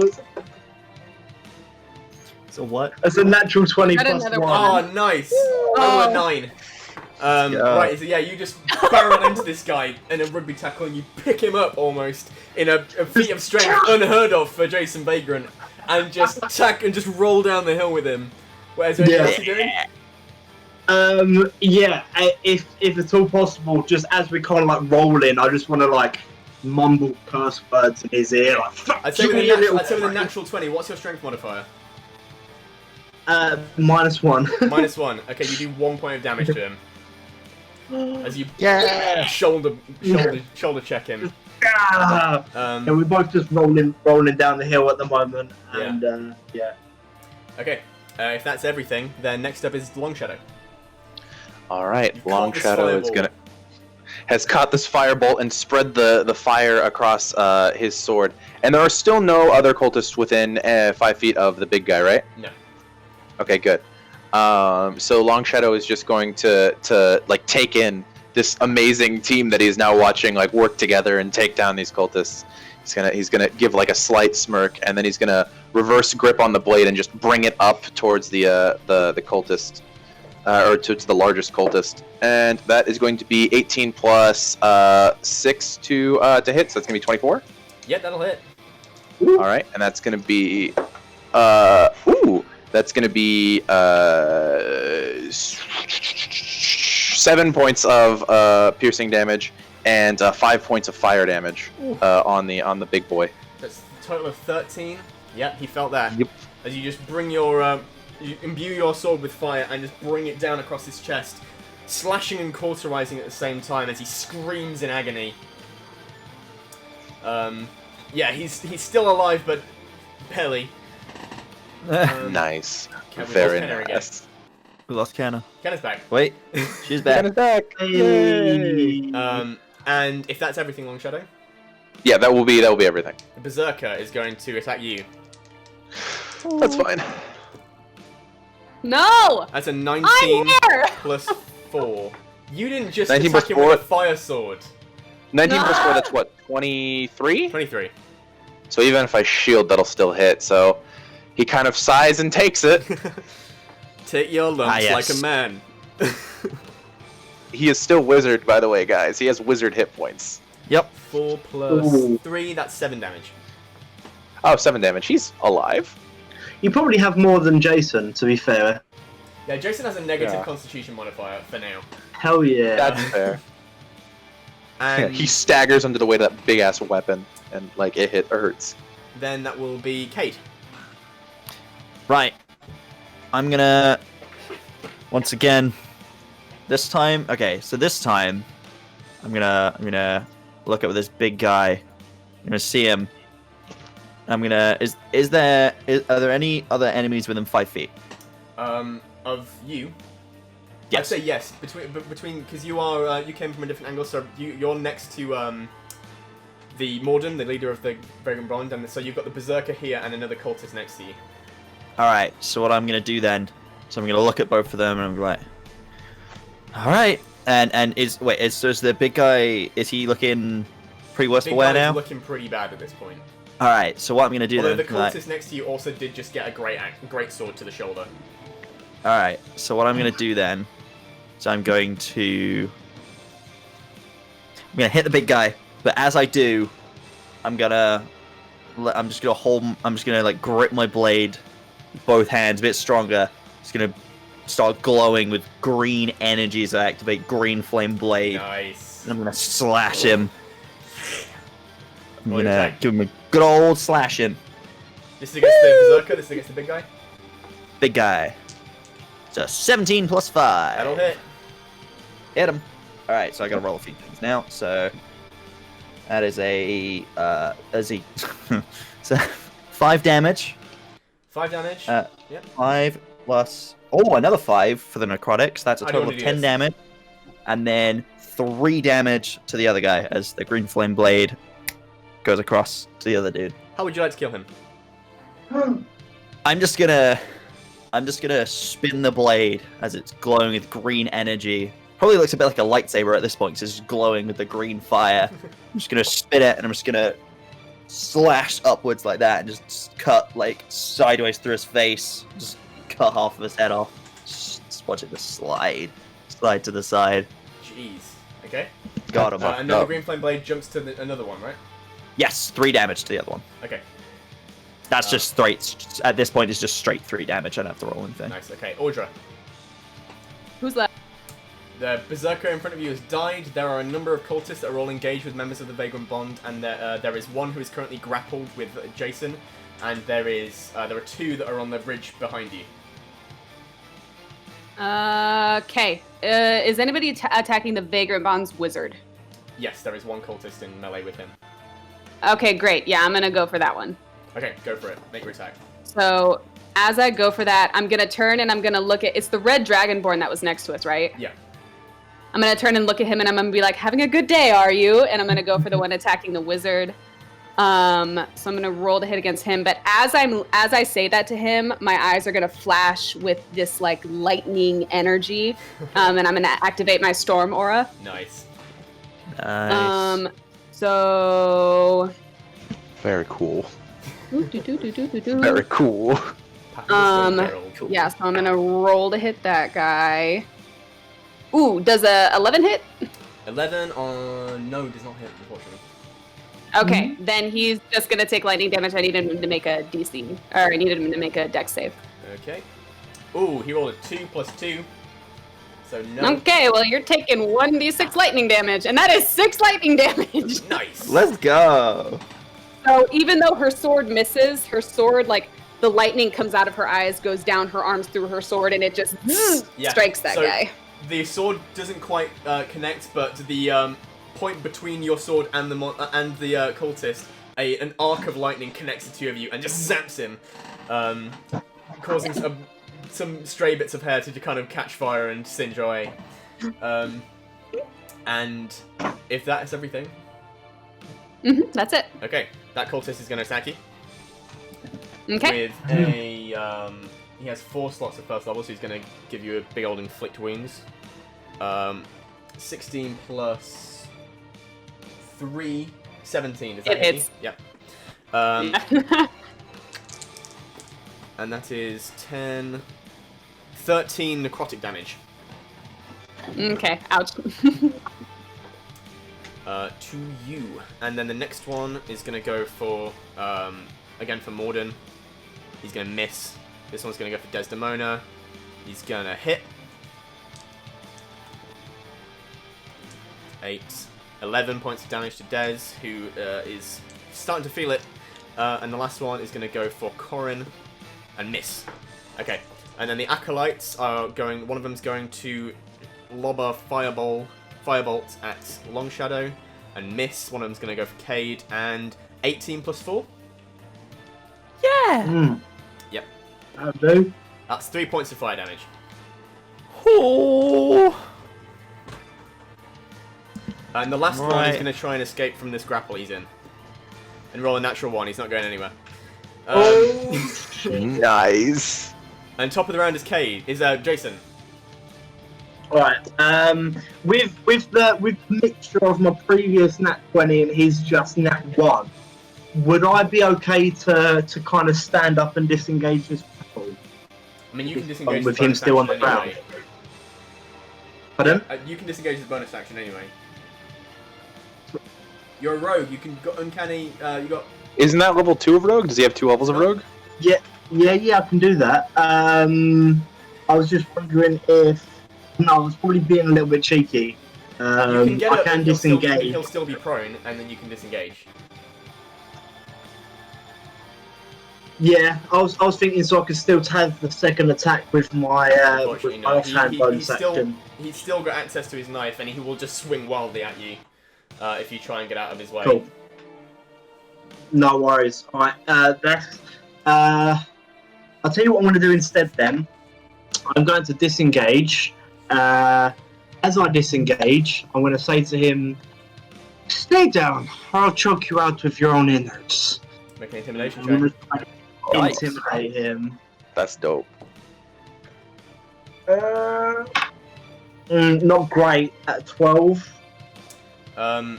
He takes it on board. He's afraid. He's not quite frightened. Yeah.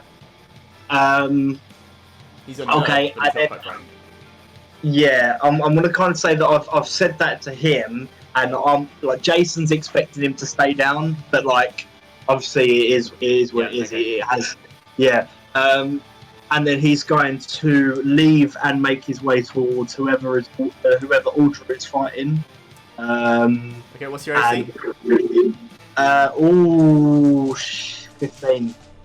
Yeah, it hits you, and Oh. I need a D4. Always the hard ones to find. Jeez. Oh, jeez. It is 1 damage. It is 1 point of damage to you.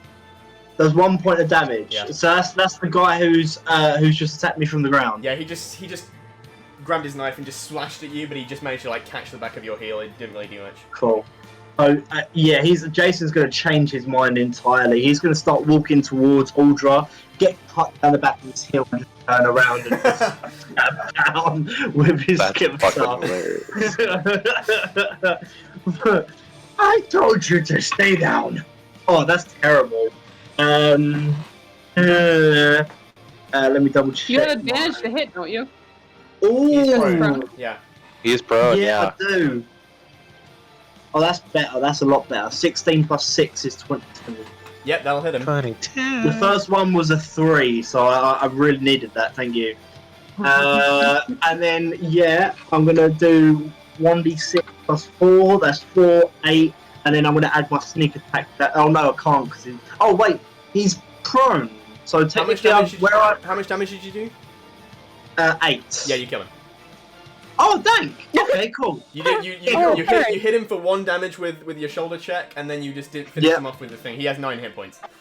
I'm going to roll the sneak attack damage anyway, just for the lols. Okay. Yeah, so just as I'm walking away, like the battle one, he cuts an ankle, and then I'm this little bitch, and just stab down with my scimitar. Go for it. Yeah, you just slash across and cut his throat. Yeah. Is that everything? That's everything. Okay. Long Shadow. Okay, Long Shadow is back up. All right, so Select there. the How many cultists. are left fighting the different members of that All of them. party? The only cultists that have died besides the Berserker are the 2 Acolytes that Jason killed. Okay, are any of them within 5 feet of each other? No. Damn it. Okay. Sorry. No. That's fine. I'll just continue to Blade Song because Blade Song is fun. I like Blade Song a lot. Yeah, he's gonna sprint up to the one that the rogue of that party is fighting, the very dexterity-based one. That one with the 2 daggers. He's gonna go up and he's going to attack that one. That is a 10 plus 6. So that's 24. 24 hits. Yeah. Sweet. That would be a 4 plus 4, so that would be 8 points of piercing damage from Long Shadow as he nimbly comes up and then just stabs upward. Okay. And that unfortunately seems to be the end of his turn. He does not have anything else. Right. In that case, it is Kate. Zucker's dead. Kate's turn. Aha. Right. So there's just the one near me at the moment, right? Just the one that. Yeah, the one you and Morden are currently engaged with it. Okay. How's the situation looking for everyone else? Everyone looking okay? Yeah, everyone seems to have picked a cultist to fight. The only one who is currently in one-on-one is Desdemona. Alright, I guess I'll just try and finish this guy off then. I won't use Green Flame Blade this time because there's no more than 5 feet. So I will just... I meant to do this when I killed him. I meant to do it as a bonus action. I was going to move Hex to the other guy. Sorry, I meant to do that on my last turn. You can do that. Yeah, sorry. Forgot about that. That'll have been my bonus action for the last turn, but I haven't do my bonus action. I completely forgot about that, sorry. Just remember in future. Yeah. So I'm going to just be like, well, your friend's dead. Your turn. Get him. Make your attack. Give him a good old slashing. Or am I? That is 14. That hits. I am, They're apparently. very heavily armored. Alright. Once again, versatile. So, that rolled for a long time. That's a 5 Damaggio, and then a 4 on the necrotic. So a total of 9 Damaggio. 9 Damaggio. Yeah, he feels it, but he's a little sturdier than He doesn't feel that. than some of the ones the guys who were on the knoll, and he stays up. Is that everything? Yeah, that's all I can do at the moment. So I'm gonna. Audra. Yeah. Yeah, again. Natural 20. Natural 20. Roll your damage. Golf Okay. claps. Doo-doo-doo. How do we do natural 20s? Roll it once and double it. Ooh. Okay, so that is 4, 5, so 10 plus 14 plus 2 because I'm raging, so that's 16. 16 damage. 16 total. Is that including your lightning? Yeah. No, it's not because I haven't activated that yet. Oh, right, okay. So you said 16? Yeah. Yep. So you just bring up your flambeau greatsword and just swing it across and manage to just fully decapitate this cultist. Brilliant. Do I have nice. enough movement to move within 10 feet of another cultist somewhere? Yeah, I said you haven't used any movement, so you've got 30 feet. You can get within any of the cultists. Okay, brilliant. Then I'm going to be like, so long to the wizard, and I'm going to run to the next closest cultist. And as I'm running, I'm going to activate my storm aura and hit them for 1d6 lightning damage. You're They gonna need go to help make a dex save. Desdemona. Yep. Okay. So dex save from that person. Terrific. That's another 2. So Nope. yeah, 5 lightning damage. 5 lightning damage. He feels that. So I'm like running and I reach out my hand. I like let go of my hand with one sword and I just go zzz. Yep. And you Out of just curiosity, zap him. would that apply to allies as well, or enemies only? Which one? Sorry? Not yet. Mm, My aura. your aura. I don't know how it works. I'm hoping that you know how it works. I know how it works. And if that's Doesn't look like that yet. If that's everything, the next turn is the cultists, and one of them is Yep. going to attempt. So one of them is going to use his bonus action and cast spiritual weapon as this mean-looking, cruel, sacrificial dagger giant appears in the sky above his head. This is the one that you're engaged with, Cade. That is going to make an attack against Morden for. And it's Oh, he's gonna not hit going to attack me. Okay. and deal 4 plus 2, I believe it is. So that's 6 damage to Morden, and then he is going to, with his action, turn around and make a melee attack against you, Cade. And that is a 18 to hit. It does hit, yep. Da-da-da-da-da. That's a 10 and a 1. That's 11, and takes 19 points of necrotic damage. Oh, Your foe. Shit. that's a big boy hit. As he just grabs you by the throat and then pumps this necrotic damage. What's necrotic the energy into your throat. Insta-Death Rule? Sorry? What's the Insta-Death Rule? So what's your max hit points? 24. Yeah, so you need to go to -24 in one hit to be able to insta-die. Okay. Are you down in that case, I'm guessing? Yeah, I had 6 HP left, so Yeah, very it's much this- down. Oh, Life same, is- brother. He grabs you by the throat and his life is just drawn from you and you just pass out. And, you just And I'm pass out. on the ground. And he turns his focus back onto Morden. Next up is the next cultist that is going to do the same move. He's going to, now that they're all fighting two people, he's going to summon a spiritual weapon that's going to attack Desdemona. And miss. And then the next one is going to try and necrotic inflict wounds on Audra.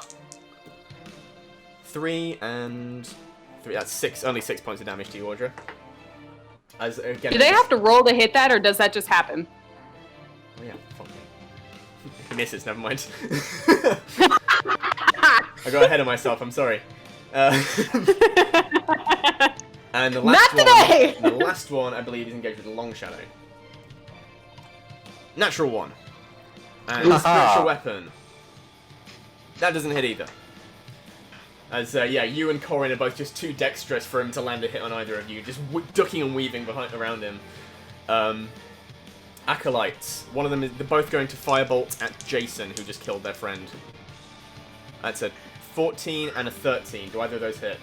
Oh, both miss, just. Both miss. Okay. Yeah. Yeah, you So, just... and add a little flare, he's just like... Yeah. As these two firebolts just crash into the grassy knoll behind you. Top of the round, it's Jason. I wouldn't have done that if I was you. It's with a 17 passive perception. Would you say I'm aware of the battlefield at the moment in terms Yeah, of... it's pretty easy. So you've got the caravan in the centre, and then you at equidistant points around it, you have the members of the Vagrant Bond, and then they are each engaged. Aside from Desdemona, who has killed Audra. No, you haven't. The one engaged with the dickhead... wizard. The one engaged with the wizard died, so the wizard is not engaged with anything, and the rest of them are all fighting. Yeah. The dickhead who has just downed Cade. Is Cade still lifted in the air? Cade is still... No, Cade is passed out on the ground. Yeah, I know, but where he's just down... So he didn't like pick him up by the throat. He just kind of grabbed him, and then Cade just fell out of his grip. He wasn't like... I should have looked at my reactions. I'm an idiot. Cool. Sorry. Oh, shit. So, yeah, it's too late, don't worry. To get there, am I triggering any attack? No, I wouldn't say so. No. You're able to move yeah. a circuitous enough route to avoid getting within 5 feet of anyone. In which case, I'm making a direct beeline for Cade. As I do so, I'm going to try and slide on my knees with one scimitar. I want to try and cut at the backs of the knees of this person. Okay. Cade. I'm going to try and cut out both of them. Not great. That's not great at all. That's a 9. 9 total? 9 total. Doesn't hit. And then with my offhand attacks, then sliding, that misses. He's going to stand to one leg, and then over the top, he's going to go for the neck collarbone area with the second scimitar. Awesome. 18 plus 6, 24. That one hits. Would I get my sneak attack damage if Cade is passed out? Did you repeat that? Sorry, my headphones came out. Would I still get the sneak attack damage if Cade is passed out? No, but Morden is within range of him. And you are one of Okay, his and he allies. counts as an ally. Yeah, alright, brilliant. That's a 1 again. That's 5 plus... That's not fucking good. That's 7 total. Okay, yeah, 7 damage. You're not quite down yet, but you managed to just give him a nasty cut across his chest with your remaining scimitar. That could have gone so well. You could have taken him out with that one. Yeah, for reference, on a 2d6 plus 4, I got a 7. Oof. Not great. So, it's the Vagrant Bond's turn. No, it's not. I missed them on the last round, that's why. They're going to take his turn now. And when, so Audra gave over that little cheeky comment to Morden, and Morden's just going to groan and be like, "You have got to be kidding me." It's you guys again. "We can share niceties after the battle." And then they're each going to attack their remaining people. Miss, hit. So Morden is going to go for this guy, and so you set him up with that one slash, and then he just brings his greatsword around and just brings it down and cuts his other shoulder, this time going about a foot deep and severing most of everything useful to him, and he just collapses to the ground dead. And Got him. then with that second level magic missile. 5, 9, 12 damage, plus 4, 16 damage, and he is going to... The one that is engaged with the rogue and with Long Shadow is just going to go... as all these magic missiles shoot across the battlefield and knock him out. The last one impacting with his skull, and you hear a crack as the light drains from his eyes. Oh shit. Shit. These guys don't fuck around. Ooh. They do not indeed. They didn't fuck around when they tried to kill all of you guys. I was gonna say, if we remember, they don't fuck around. And They never tried to kill They're me. being bitches. then it will be Long Shadow's turn. Long Shadow. Okay, so the one that hurt Cade is gone, right? Yeah, he The one just that- got the one cut that messed almost up? in half by Morden. And the one in front of me is gone. Yeah. So what are the ones that are four left? magic missiles just There are 2 up on the ridge, and there is one that is engaged with Audra and Desdemona the monk. Oh, there's 2 up on the ridge, huh? There's 2, that have just been hocking firebolts down at you this entire time.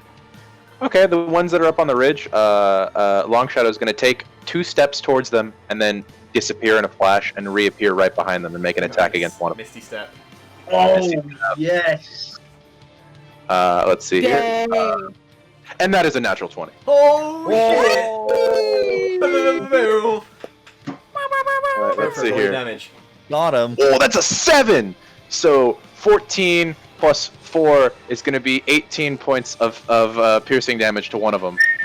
Yeah, you just reappear above him, and you reappear with your blade about an inch from his throat, and all you need to do is just fall as you sink your sword into this cultist's throat. It's To the like horror anime style where you see the flash. appears behind you. Amateur. And I'm gonna look up to the one that's left that's just seen me murder his friend, and I'm just gonna go, run. Make an intimidation check. Alright. It's a 2 plus 0! 2 plus 0. I meow a little bit as I say it. I rolled a nat 1. No way. I'm scared of cats. No matter what yours sounded like, your actions speak louder than words ever could. And he looks horrified. And when it's his turn, he will probably make moves to get away from you. Next up is Cade. Death saving throw. Death saving throw from Cade. Ah! An 8. An 8. That's one fail. That's a fail. Is there anyone in the band that knows how to heal, like the party of people? Do we know? You don't know. Oh fuck. I definitely don't know. And after that is Audra. The person in front of me, right? Yeah, there is. You're in front of the last remaining cultist. Oh yeah, she's just gonna rage even harder at the fact that. Well, did she even? I don't think she even saw Kid go I down doubt she yet. would've seen Okay, Kid so go. I'm going to hit. That is a 22. 22. Yeah, that'll hit. 22. Okay. And that is 4 plus 4 is 8.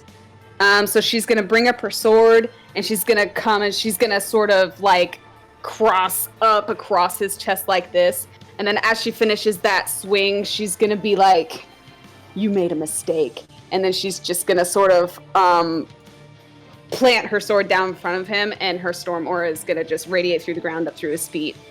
Okay. So he needs to make a dex save. That's a 19 plus 2. Okay, so he saves, so he takes half. Okay. So 5 and half. What is that? 2? 2. Okay. Yep. So He takes 2 lightning damage. Yeah, you just slash across his stomach, just cutting a large swathe through, and then you drive your sword into the ground, it crackling with this lightning energy that zaps up beneath his feet. He seems to manage to withstand against it, having already felt this damage. And yeah, he's still on his feet. He's the only one though, and he is going to He spiritual just weapon. bashed a little bit. Spiritual weapon against you. That's a 10 plus 3, 13. I don't believe that hits.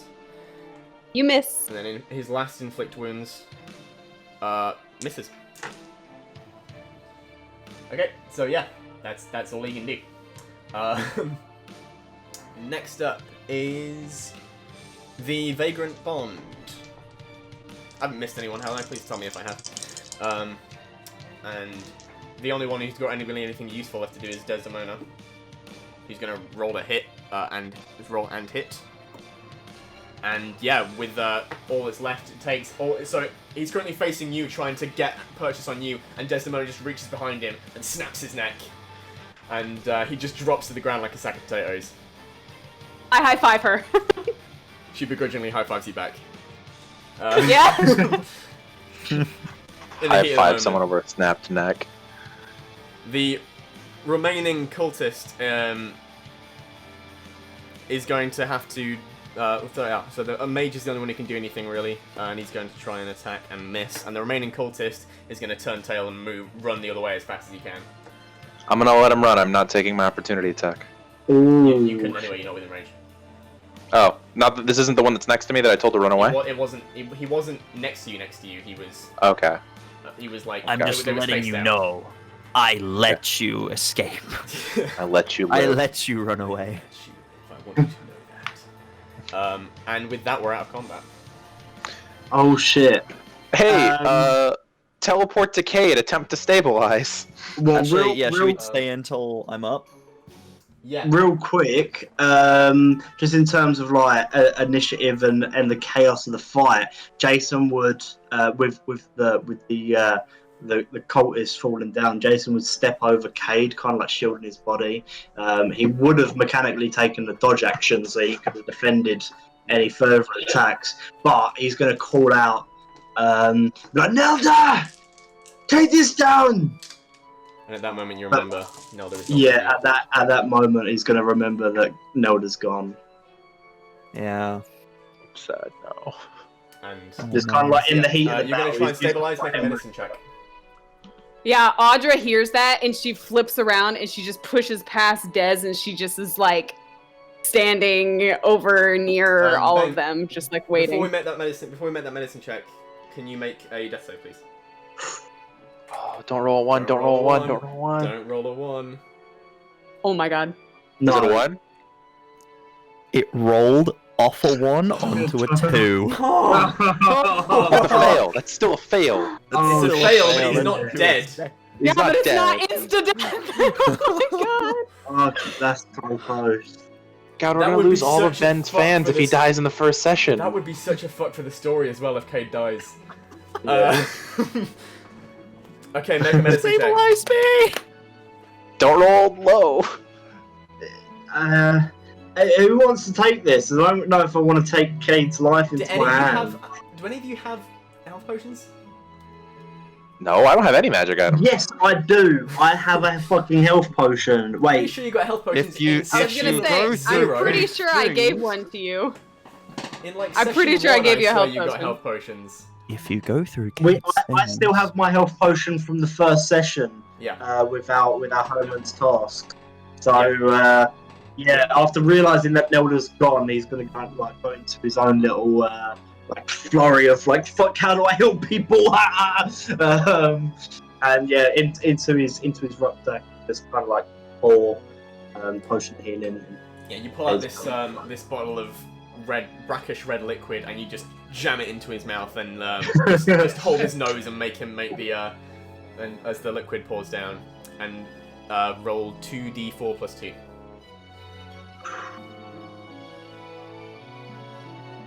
It's not great. That's a 1 and a 2, so that's a 5 total. You come back with 5 But you're hit still points. up. Yeah. He's up. He's up. That's all that matters. He's not 5 dying. HP. My eyes like flutter open. I'm just like, We like Audra, slap his Audra cheeks as I has do it. Audra has your head in her hands, and as Jason's smacking you, she like smacks Jason and is like, "Stop!"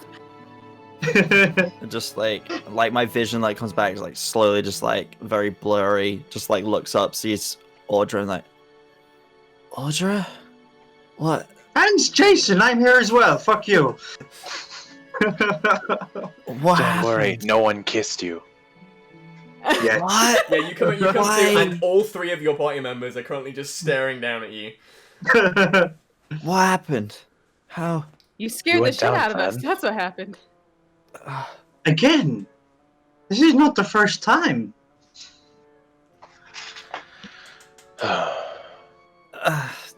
Kay does nothing to say. He's in pain.